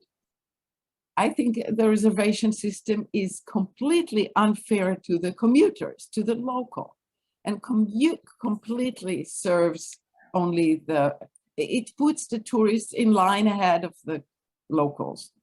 So like I go to get online and okay, there are hundreds of tourists ahead of me because they could make the reservation in advance and I couldn't. And I have to give up all kind of activities because of it. And I'm not alone. A lot of people are saying this. I don't know the solution. I mean, my solution would be take the reservations away, let people, act responsibly, learn how it works and come on time. I spend my life going always an hour ahead of time. And if it's Sunday or Monday morning in the summer, I go 2 hours ahead of time. What's the big deal? With the reservation, you have to come almost an hour ahead of time anyway, because you have to take into account that if you're at the end of the line to get through the booth, you may pass the booth if there is a big line and miss it anyway. So you have to be there, 45 minutes ahead of time, 50 minutes, not that big a difference, not that big a difference. So I really think, maybe making a 30% reservation option for people who want to do it and need to, but I think it's terrible. Understood. A lot of us here absolutely hate it and feel deprived by tourists. Like, oh, well, the tourists took our place. We can't go back home. And I had to take a hotel for $100 once because I couldn't get on to come back home. And had to call a babysitter for my cat. I mean, I don't have young children now at home, but, it's ridiculous. Well, okay. A number of questions. Let me try to answer, and other FAC folks jump in if you want. I agree with you that the reservations become unworkable when there are service disruptions. I think personally, Even when there aren't. Even when there aren't, I find, in the summer, the boats are overloaded. Even if everything goes, no crew issue, no nothing. I often can't get on certain days of the week or any day sometimes. you mean, just to clarify, you mean you can't get a reservation, or you can't, without a reservation, you can't get on the boat? Reservation. And I can't get a reservation. It's full. Okay. Yeah, in summertime, I think that'll be true. Remember that the reservations are staged release, 30% at the 2 months prior, and then 30 and 30. I'm very good at it. I know the rules. I know to go again and again. I spend half my days, if that happens, refreshing and trying again and trying again. It locks me out. I have to sign in again. I have to do it again. It's computer job. So instead of waiting extra 15 minutes at the ferry, I'm spending hours on a computer job to try to get a reservation. I need a reservation because I can't take a chance of coming at the last minute and see if I get on. Not if you have a flight or a hotel reservation to make on the mainland. You can't just wait till the last minute in those. And for locals, a lot of stuff is spontaneous. Okay, Naomi, you've asked a number of questions. I'd like to go back and try to answer them if I may. Sure. Let me back up. You talked about lack of crew, vaccination requirements, and so forth. I think you are correct that one of the serious problems was, I think it was just about a year ago in October, the governor put a mandate on state employees, not just Ferry, that they be vaccinated to keep their jobs. That did affect ferries. It affected all state departments, and it's not something ferries ever was asked themselves to vote on. They just suffered the consequence. And I think that is a big component of the current shortage. They lost, I don't remember the numbers, but it was something like 20% of the workforce in the field, the crews, which was huge. But again, completely out of WSF's control. I don't know, and you're right that the vaccine, especially the vaccine then, is much less effective in terms of preventing disease at this point. It's been very effective, I think, in terms of preventing death, hospitalizations, and long-term damage. But I don't want to get into that. I'm not a medical practitioner, and I don't know what your background is. And I don't know if removing that mandate now would do any good or not. Again, that's pretty far away from what FACs, the citizens group, we can ask questions, and that's about all we can do. We can't change the governor's mandates, but we can ask questions, and I will do that. You mentioned Iman. I promised Robert we weren't going to keep blaming everything on Iman, but he keeps being a problem. It's actually the motor vehicle excise tax and the removal by legislature in 2000, and then going now 2.25 decades later. I'm going to go on a limb and just make a guess that we are probably one of the very few states in the country that doesn't have some sort of vehicle value related excise tax to help fund highways. And personally, not a policy of FAC at all. That doesn't seem unreasonable for funding car ferries, because cars use ferries. But the reality is that the legislature has been unwilling to go back and revisit MVET. But they have this past session, 2022, early this year, come up with a large transportation package with a bunch of alternative funding mechanisms that will hugely benefit ferries going forward in time. But as I pointed out at the beginning, this current problem is 20 years in the making, 20 plus, won't be fixed in a week or overnight. But I think they are making progress, and getting the vessel program on track, even though it's a long track, is huge. And being able to attract, actively hire, keep ferry workers year-round instead of seasonal cycles, I think is going to be a great benefit. And investing in training is great. I think the thing that often gets missed is the workforce shortages are not at the entry levels. Ferries ran into problems with medical leave and retirements early on that matched ridership, which plummeted, and the available workers plummeted. And then when it started coming back, the riders came back, and ferries was unprepared to fully crew the boats, and they're still struggling. But the folks that took medical leave were those that were over 65, which were the most experienced workers. The ones that have retired were the ones eligible for retirement that had their 30 years in, for which retirement in the midst of this chaos seemed pretty attractive suddenly. And it's a problem that has been discussed long before, I've been involved, and probably goes back a long time. Ken could tell us how far. Aging workforce. And to solve an aging workforce problem, you have to either be growing and make room for new people coming in at the entry level, or you've got to encourage people to retire, give them retirement bonuses and so forth to move people up the ladder. And the COVID did that by side effect, but it still takes a long time to get folks to move up the ladder and get the years of experience to be mates and captains. So we've got a ways to go on that, but they've got a lot of people in the program right now.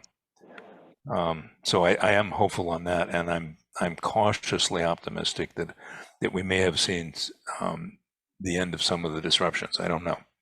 I keep hoping, and I have been hoping and cautiously optimistic for too long. Anyway, your comments on reservations noted. You would really have loved the program that Ferries brought to the partnership group on day one of our first meeting, which was we're going to make reservations available to executive account holders. Those who ride the ferries at least 10 times a month are the ones who can make a reservation, and nobody else can make a reservation. They have to go wait in line. No, sorry, that did not fly. But we don't need to go off on that one. I think I've covered. Oh, you mentioned recreation versus commuter route. Again, as I said to Robert, that's not a discussion I have encountered at all with ferries. We're neither commuter in the sense that the Bainbridge boat is a commuter route, nor are we purely recreational. You're absolutely right. It's seasonal and it's some of both. But again, that's not a current criteria that I've heard. And I don't think it's a criteria in the back rooms that we don't hear about. Yeah, So no, I just don't know. heard it. It wasn't even, I used it because of, What you heard was Robert's references to the 2009 plan. And again, it's not something I'm familiar with. yeah. So. But my thing about reservation is not actually, it doesn't matter the terminology. I just Understood. I think for a community like the San Juan Islands, we don't need to have all the tourists get ahead of us in line through reservation. Yeah. And we have no room. So I think that needs to relook at and changed. And I think all of us would like to have a, special web address that is only available to, residents and not to those tourist people, but lots of conversation about that. And because we are, because ferries are state funded, they do have limitations. Okay. Yeah, Thank you. All right, moving on. Nick, your hand is up. Yeah, good day. Sorry, I apologize. I'm driving if you hear the road noise. On the reservation thing, just something to note. I've run in this several times over the last several months of trying to make over height, over length reservations for truck and trailer is leaving the island you will have no reservations available. Booked out Monday through Friday, weekends, you'll have some room. But the very interesting thing is returning to the island, you can usually get a reservation all day long. And that's the interesting part to me is, and I had this talk with Washington State Ferries, and when I explained it to the reservation lady, she was also intrigued by it too, is leaving the island is booked up solid for reservations for vehicles towing trailers, overheight, but the return, you can still make a 340 reservation on a Wednesday, which is our largest freight day for Orcas Island. And so I'm really curious about that reservation system, and there is some throttling going on the back end. And it's just one of those, Washington State Ferries, in my mind, needs to prove a little harder their honesty after public disclosure showing they weren't being truthful about certain situations. And with situations like that, where we know our freight guys go off and they return same day, and if they're sending off all these vehicles, they should be coming back same day. So I'm curious on that, and that may be something for you guys to look into or address, is that reservation system and what appears to be throttling on the outbound traffic. I don't know if Friday Harbor's witnessing that or any of the other islands, but it's apparent on Orcas. Okay. Yeah, understand the question. One assumes symmetry. It may be a time of day issue. Now, are you talking about current fall schedule or end of summer? Well, and that's the interesting thing. During the summertime, I was able to get reservations to take. So I have a truck and trailer that equal 54 feet. Okay. In peak summer, I was able to get ferry reservations. It's this new schedule with the new ferry reservation release that all of a sudden you can't get a reservation off to save your life, but you can get them back. Right. I mean, if I can book a Wednesday 340 with an over height and over length, that's saying something, because that's usually when Orcas Freight's coming back, Orcas Island Hardware's coming back. Mm-hmm. You have the food trucks coming in. It's like the biggest run. So it's just interesting to me. Yeah, I don't know of any throttling that's done. They go by the normal release, and over height, over length. Reservations are separated from the standards, which are 30, 30, 30. But all I can do is look into it. It may be a quirk of the schedules, in other words, shared boats and saving space for Lopez on certain sailings and so forth. So there might actually be less capacity in the morning than there would be if you were, say, leaving in the afternoon and returning in the afternoon. It could be a schedule issue. All I can do is look into it. I don't know. It's worth a look into, because generally, like Monday through Friday, it's just the last two boats that are available to get off. Mm-hmm. This last Wednesday, I was able to get off. Just there was a freak reservation cancellation that popped up. But it's just one of those where I just find it interesting, because all through summer I was able to get reservations on and off island, but now with this new schedule, I can do math. All it takes is arithmetic, but I understand. Yeah. And it is useful information that this is a fall season. I can look into it. I mean, the committee will look into it, and that's all I can promise. And I don't think there's any malfeasance here, but it definitely needs explaining. I agree. Yeah, it's just something that doesn't add up, and something I know, and it's not just me. There's a lot of commercial traffic that aren't the big guys who are trying to get on and off island, and it affects us when we can't get those reservations, or one entity is booking up all the reservations for themselves. So that's something, I don't know if there's a way to do a staggered release on those reservations, but that's something that may be an idea too. It's just, that's the battle. Like it took me 2.5 months to get a reservation. I've been looking for this area, and like, as soon as I was going to be able to go was November 3rd on a weekday. Great. And I got a freak accident there to get that one to get off. And reservations, I think Ken mentioned improving the reservation software system. One of the things that we're very concerned about is getting data and statistics from the reservation system. We can get lots of data about actual ridership, vehicles and people on that make it onto the boats. We get nothing on, and Ferries gets nothing on the reservations as they're being made. And what's available, the questions that would be interesting to answer is how quickly do reservations for the different islands and the different sailings fill up when they're first released? Are they all gone in 5 minutes, like the impression many of us get, or are they available weeks later? And how does this vary seasonally?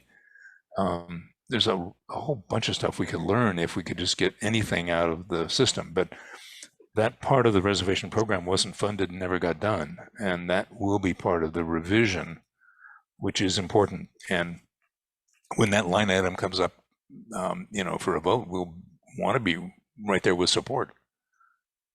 Agree completely. And then the previous question, the level of service definition, if you refer to the comprehensive plan transportation section, there is a definition for level of service regarding the term and use for it in the findings section. At the county comp plan. Correct, but it cites the state level information. Right. Yeah, I got to take that offline and look it up again, because it's been a long time since we looked. It was relevant when Ferries was discussing how to implement reservations as a mitigation measure, because our route in particular was getting off the chart for what was acceptable. Okay, thank you. Yeah, thank you. iPhone, you have your hand up. Could you tell us who you are and what island you're from? Hi, I'm Madeline from Orcas. Welcome. And I just wanted to address what Nick had said. I'm one of the owners of Orcas Freight.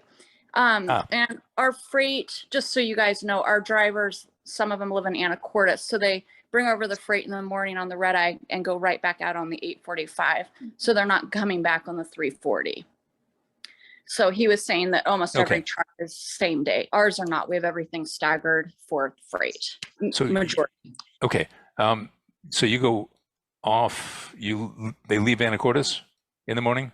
Yeah, so our drivers leave Anacortes on the early boat, come to Orcas, swap trailers at our yard, and that driver heads right back out again on the 845. And so when Nick was saying it's usually the same day, that later we'd be coming back, we're not necessarily.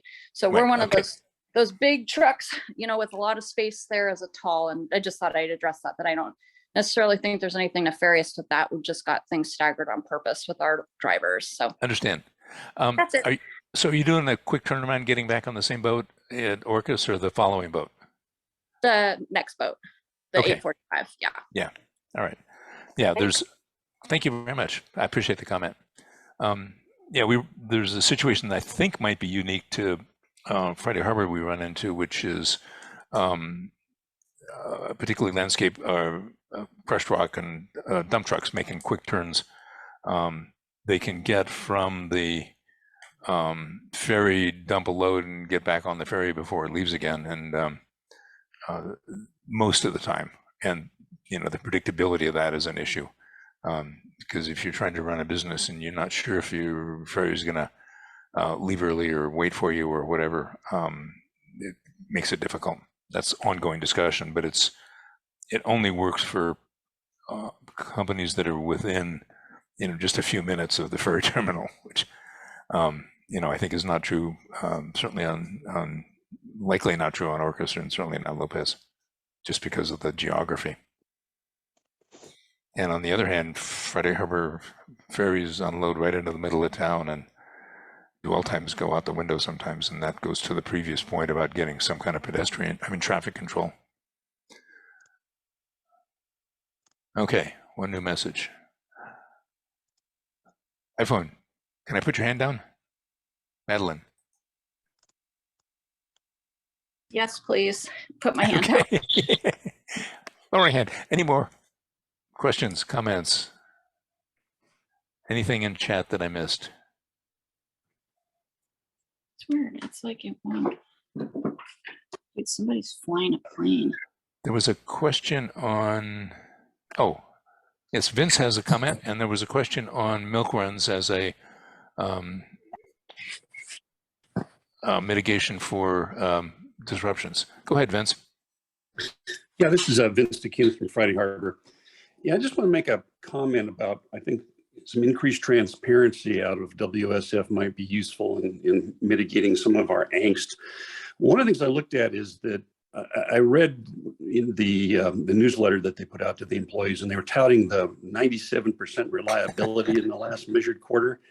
And the problem, the reliability calculation, if you delve into the arithmetic on it a little bit, is kind of squirrely, because what it is that it is scheduled minus canceled plus replaced quantity divided by scheduled, which means if you got 5 sailings scheduled in a day, the first one at 8 o'clock in the morning gets canceled, gets replaced at 3 in the afternoon. That's 5 things left and 5 happened, even though it was 7 hours late.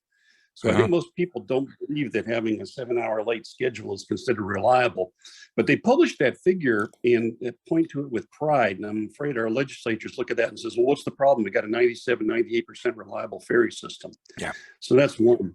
The second thing I think has to do with the reservation system and the problem that I think many of us have experienced when we wind up with having to do a doctor's appointment, and it's, we do the 48-hour ahead of time, get on at 7 o'clock with 600 other people attempting to log in, and get all the way through to the end of the thing and check out and say that the thing has timed you out, and you have to start over again. And then the bot has to verify that you're a human being. And, I've had a 30-year career in high technology and stuff, and I've got visions that somewhere in the budget line item, there might have been an improvement for some IT systems. And I have visions of this ferry system running on an old Dell 8088 desktop computer with floppy disks in it, in Windows 3.1 or something of that nature. So no, it's been upgraded. It'd be wonderful if they could explain to us sometimes is, why is this thing so messed up when virtually every other high volume system in the world seems to have been able to deal with this sort of issue. And I'll take any comments offline. Thank you very much. We discuss at FAC meetings that problem endlessly. Over and over again, we talk about the software being not adequate for the reservation system. And, just going back again, it's the last estimate I heard was I don't know why, but several $1 million to get new software. So anyway, it's a problem. Everybody knows it, and we're just waiting for a solution. It's, let me come back to your reliability question, but let me follow on the reservation first. Because of the tiered release, 30% at 3 different points, plus different handling for tolls, there is no off-the-shelf software, and that's why it has a high price tag. Other systems have reservations, but they're all based on simple criteria, eligible, not eligible, and so forth. The tiered release was an attempt to accommodate, the needs of visitors, last-minute people with the 2-day release, and those that can plan a little bit with the 2-week. Even then, Naomi will tell us it's not adequate. But the point is that ferries would much rather go by an off-the-shelf system and have a single release and make one size fit all, which I don't think, and I think the community would probably come to the conclusion that can't work, because that's where we started in 2013 at meeting number 1, was that a simple criteria wouldn't meet the needs of a diverse ridership. But Vince, let me back up and talk about that famous reliability number. It's probably worse than you think. Yes, they made a mistake by touting 97% reliability in the middle of a multi boat disruption. The formula you cited may be correct. I think it's simpler than that, which is you count up the number of times the boat stops during the day versus what is scheduled for stops and count them up, and that's your percentage. So where that works well is down sound. You got a Bainbridge boat going from Coleman Dock to Bainbridge and back again, and if it misses a sailing, then you're short by 2 stops, right? 1 missed sailing. there's nowhere else for the boat to go. You come up here and you've got a boat that does a milk run is 4 sailings. Anacortes, Lopez, Shaw, Orcas, Friday Harbor, and 4 more on the way back. Normally they would just do a single run, say Friday Harbor or Orcas and maybe Shaw. When they get a disruption, they start adding stops, right? So the Friday Harbor boat now suddenly stops at Lopez. So you've lost your Lopez sailing disappeared. That's big 0. And then your Friday Harbor number is now 2 stops instead of 1 on that leg. So they can run without a boat and add a bunch of stops and come up with the same 100% reliability. That's just the way the arithmetic comes out. And it's completely unsuitable for a multi-stop, multi-terminal environment. The other problem that we see is the number reported is a 2-week average. So you could have the whole system shut down for 1 day and running perfectly for 13 more days, and then your 2-week average is going to be 93% reliable. And I think everyone would agree that having everything shut down for a whole day is not reliable at all, right? So we've struggled, and we've known about this for a long time, and we just plain ignore it, frankly. But when ferries, and so does ferries, honestly, they don't make decisions based on that. But when they start reporting it, and particularly when Patty puts it in the weekly newsletter, it sends a very wrong message.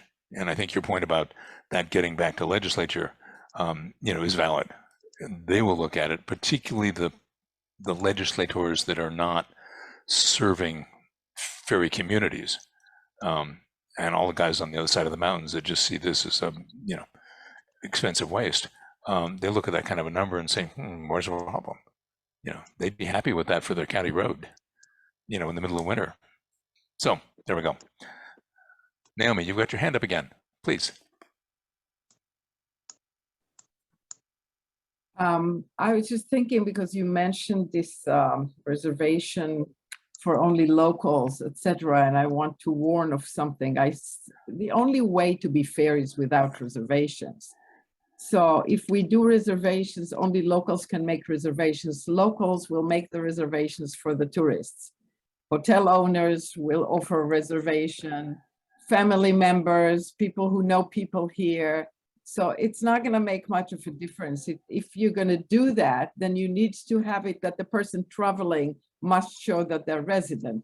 And that's a big, that's an impossibility, because you're going to slow down the lines going in if each one has to show residentship, and probably illegal. So I still think that the whole reservation thing is very complicated and better without, but yeah, go ahead.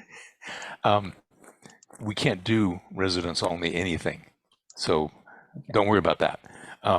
Because state funds are used in part to keep ferries running, it's got to be available for anyone in the state. And no, reservations only. Can't do it. You mentioned. Oh, okay. Yeah, can't do it. I mean, we've raised that since day one. I must have misunderstood. I thought it was one of the ideas you mentioned. Yeah, and that's why we came up with a complicated 30-30-30 thingy, because it would be so much simpler just to say, everybody with an address here gets first dibs. Yeah. But it sounds like that 7 a.m. within, we've tried to use it many times. I don't get up that early, as you realize. But I get my sons to do it for me, and they say, sorry, Mom, I was before 7 a.m. ready to click, and it was gone before I made it. So it's not even a few minutes. It's gone. So we need to find that. That goes to the software systems that run reservations. And I think also one more point is that, channeling Deborah for just a moment, if I may, the last thing the hotel owners want to be doing is making reservations for their clients. Well, I'm just saying they could include it in a packet and charge for it, charge for the service, or whatever. But I think it's a big problem. So I'm just thinking out loud, and I misunderstood something that you said to my favor. I thought it was a great idea. Thank you. Local. Deborah, am I approximately correct? Yes, our hoteliers do not want to deal with reservations. They don't want the responsibility for it. all they're doing is educating their guests on, you know, where to go to make a reservation and helping them if need be.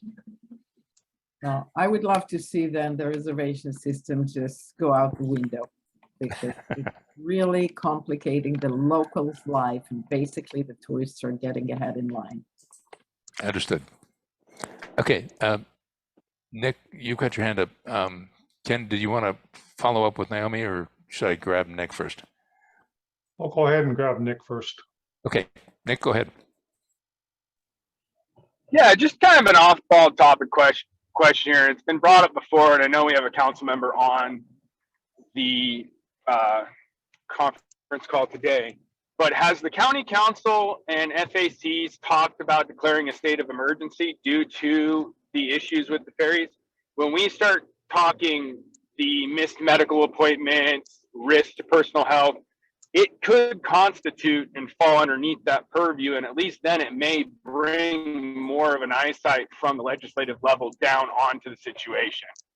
And that's just something to think about. Is they do have the power. They did it during the pandemic. They could do it for another emergency in this situation. We are talking about people not being able to attend critical medical appointments.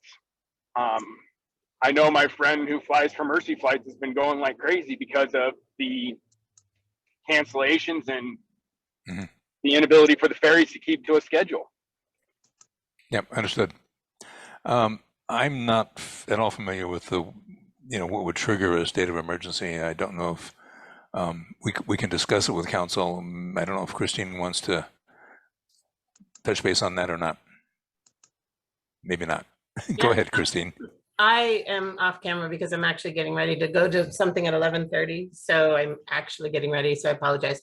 At this time last year, the conversation was had repeatedly, or I would say that that issue or question was brought up repeatedly. And Brendan Cowan, our Department of Emergency Management staff, has really great explanation for why that is not possible.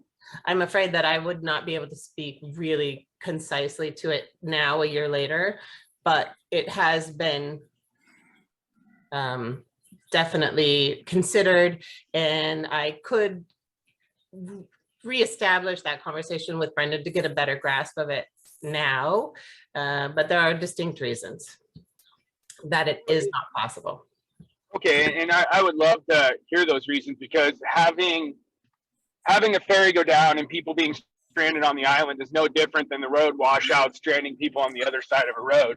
And I think we're coming to a point where there needs to be a next level attempt to reel in the chaos and draw more attention to this. So I would love to hear the definition of why he's saying it can't be done, because I think it's impeding traffic. We're putting people at risk when they can't get off island and they can't get to these critical appointments. And it's also costing our economy millions of dollars. That's a fact. I would love to hear an estimate from the community of how much money the ferry system has cost them over the last 2 years, because I bet you it's a staggering amount. I do know that Justin had some specific conversations with Brendan about that. And I'm curious if he has anything to say, as he did have those direct conversations.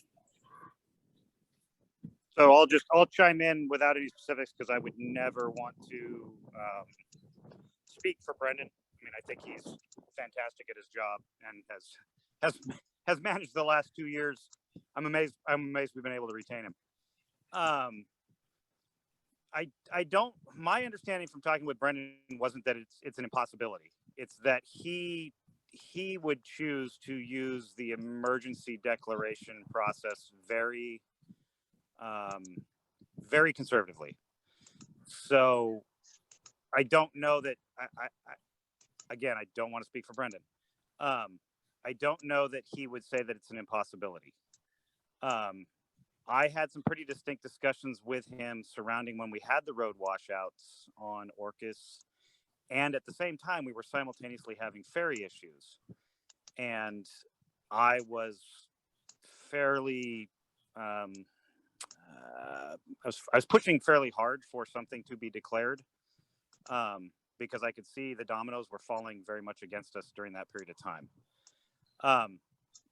But I would say that it is something that should still be discussed, and I would really love, I don't know if it's I don't think FAC should drive that conversation with Brendan, but I would love to see council raise it with Brendan and say, okay, give us the pros and cons, give us the discussion of why we should or shouldn't be doing this in your professional opinion. So I think I'll leave it at that. Okay, thank you. Go ahead, Ken. So I thought I'd make a couple comments about the reservation system. Thank you, Naomi, for all of your comments. I have no reason to doubt at all your personal experience, but I would like to say that I have had no bad experiences myself with the reservation system. I've always been able to get reservations pretty simple myself. Just speaking on a broader viewpoint, there's a lot of personal opinions on that, on the reservation system. I have tried to look at the reservation system from, say, just a supply and demand question. There's no indication that a reservation system has increased demand. So I have to assume that the demand for the ferries is the same whether we have a reservation system or not. So one important thing that I like to keep in mind is that our supply is fixed, and there is the same number of people get on each boat, whether you have a reservation system or not. It doesn't make any difference whether we have it or not. The same number of people get on the boats. And I would have to assume that the same number of tourists get on a boat as opposed to locals, whether or not we have a reservation system. The demand from tourists is going to be the same either way. The same number of people, same number of tourists get on a boat, whether you have a reservation system or not. I watch the Washington State Ferries. I look at their webpage every day, like seriously, every day I look at the terminal conditions. I look at the Anacortes terminal conditions every day. I look at the statistics there, the reservations available throughout the day, the space available for drive-ups throughout the day. And in Anacortes, it's very obvious that if you do not have a reservation, you can still get on pretty much any boat, any day throughout the summer if you're there an hour ahead of time. Because you don't have a reservation doesn't mean you can't get on the boat. In fact, a lot of times don't have a reservation, and I just look at the terminal conditions and go up and get on a boat.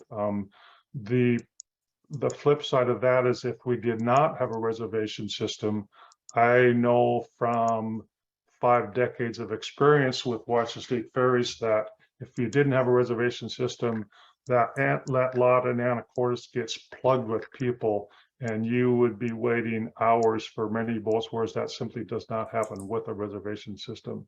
So, and again, this is simply what happens. So again, I'm not saying there aren't problems with the reservation system. There certainly are, but there are also many problems involved with not having a reservation system. And I very strongly believe, based on the experience of the last number of years with a reservation system, that the problems associated with it are much less than the problems associated with not having a reservation system. On Lopez Island eastbound, we don't have a reservation system, and leaving the island eastbound creates tremendous problems. So anyway, there's a couple sides of to the equation, and I believe if you try to look at it objectively, that the reservation system comes out ahead. All right, thanks, Ken. Can I just say one short thing? I think, Ken, sure. No, this one, in terms of counting, you missed the many people who, first of all, spend hours to get on the boat, and when they come to the boat, you count them and somebody on the boat, but you don't know how long it took them. And the other thing, you miss those who just didn't go at all, because they had to decide, do I make a hotel reservation? Do I make the flight, or should I because they have to know in advance. They can't take a chance going to the ferry and getting on a standby. So that's mostly locals that face this kind of more spontaneous plans. That's all. Understood. I think one of the things to keep in mind that I haven't heard mentioned is that the original reason that reservations came in was because of the LOS level of service capacity of the collection of vessels. And one thing a reservation does do is allow, well, not allow, it tends to push people toward earlier or later sailings from those that are the busiest.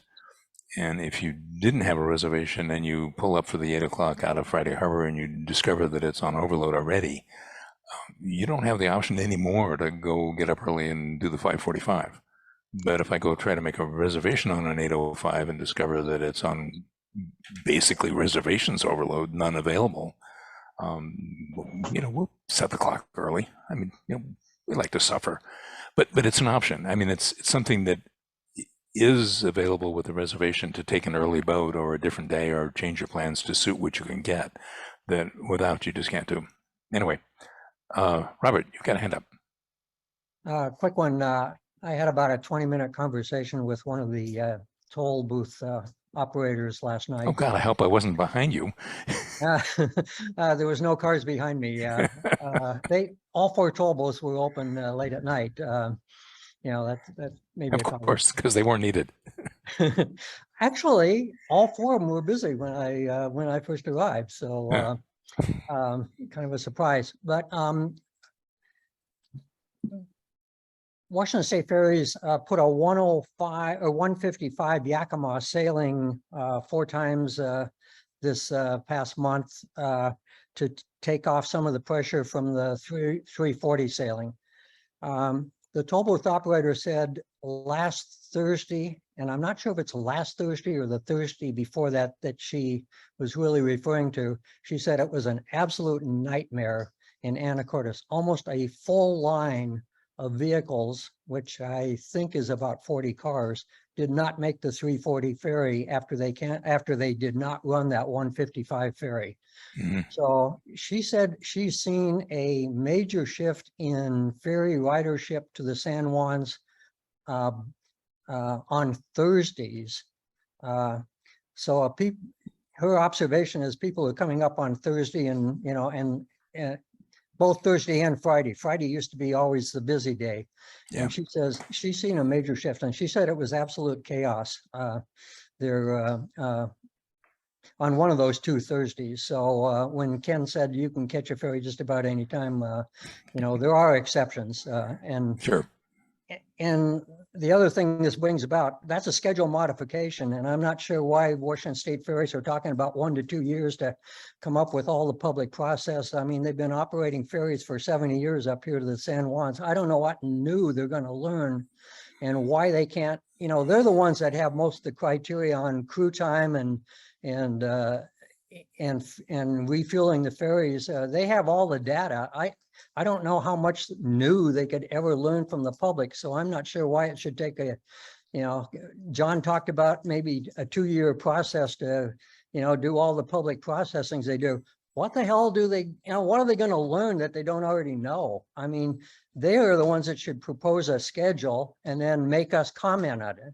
And it could be, I worked for Schwarzkopf. If this was a Schwarzkopf issue, this would be solved in 24 hours. Come up with a new schedule, because there's only so many, they're only going to 5 different, they only got 4 boats going to 5 ports. I mean, high school kids could probably program this out. But the big criteria is Washington State Ferry thing. So I'd like to see them, speed up the reservation system. And I think you could, at least get an answer on why it takes so much public process. And I just shake at why it would take a couple of years to come up with a new schedule when they obviously can change it. They did. I have it sitting right here in front of me. That 155 is a change in schedule, and they didn't go through a public process with that. So thank you. I have to agree with you there. I don't know why. It seems to me they really make a bigger deal out of it than is necessary. I've been around ferries for many decades, and it used to be they would change schedule on a regular basis from, you know, from the inception of Washington State Ferries in roughly 1950 until the year 2000. They changed schedules on a regular basis without any public comment. And they, you know, they didn't even, I don't know that they even thought about asking for public comment. They just changed the schedules on a regular basis. And so you know, personally, I really don't understand myself why it needs to be such a big deal. You're right. They know what needs to be done, but at any rate, you know, I don't think our opinion is going to change that. I would disagree with you about it being not a difficult process. It can be a very complicated process, but No, I agree with think that. I think they're making it much more complicated than it has to be, for sure. Okay. And we're already running very late, and risk of opening a can of worms. I think the issue for ferries is serious commitment to public process, transparency and so forth, and involving the public. But I don't believe they're going to come with a blank piece of paper and suggest that we take little colored dots and put them where we want service. It's going to have to be something that ferries planners, and I've been, you know, we've been talking to John about being part of that process, because, you know, some of us at least have been through the wars on schedules. And then when you've got something you think that will work technically, bring it to public for comment, as you suggested. I believe that's what the plan is. If they want to come in and start doing the touchy-feely stuff on where the needs are, then you're right, look at your own data, and which they've got. What they don't have is Dave Remigan, who was, I think, schedule planner for 30 years. And he could walk in and just sort of move the little things around on the paper and make it work, just because of the depth of experience. And he retired, and senior people do. And they've been through, I want to say, we're on the third or fourth schedule planners since then. And I think Justin Resnick is current, and I think he's quite good. He's still, you know, 2 or 3 years later, on the learning curve, particularly for this route. It is complicated with all the moving parts and having to do crew reliefs, you know, where they have to happen, and refuel the boat sometime and so forth. So that's the adventure awaits. So Robert, just along the same line, you mentioned the operations at the Anacortes terminal. You know, a similar thing happened there, in that in fairly recent past, we had some terminal agents there, terminal managers, who had been there for basically their whole life, and they really understood the operations. Those old-time employees that really knew what to do in emergency when service disruptions happen, they're all gone. So what we end up with is some newer employees working there who don't have the experience, and they struggle to how to conduct operations there when things go bad. Mm-hmm.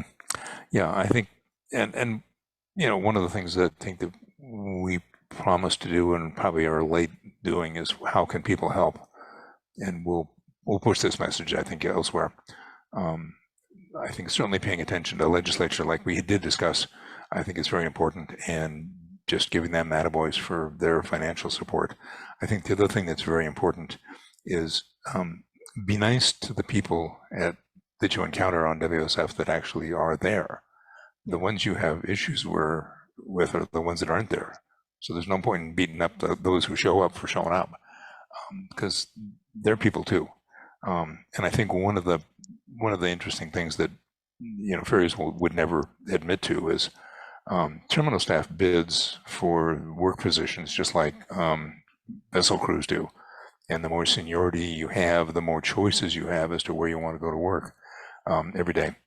And I think there's been an unpublished effect in the last few years that some of the most senior Anacortes terminal staff and supervisors bid elsewhere for the summer, because it just gets ugly at Anacortes. And I think whatever we can do to make it less ugly for them, you know, by, you know, not growling at the ticket agents for stuff that's out of their control, just be nice, I think is a huge help, because we need those folks to stick around. So if nothing else, I want to say a huge thank you for everybody that was there and everybody that we missed thanking. It's been productive and I hope it was useful. I've been quite amazed how long so many people have hung in there. We've had a lot of people here for a long time now. I think that's great that everyone has taken such a great interest, and it's been really great to hear what everybody has to say. It's been really great to read the chats in the comments section. All right. Thank you. If nothing else, we'll call it adjourned. Thank you. Thank you.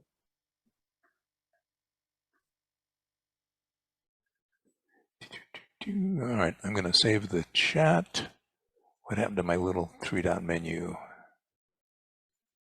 Save chat. Chat saved. Recording stop. Yes, I want to stop recording.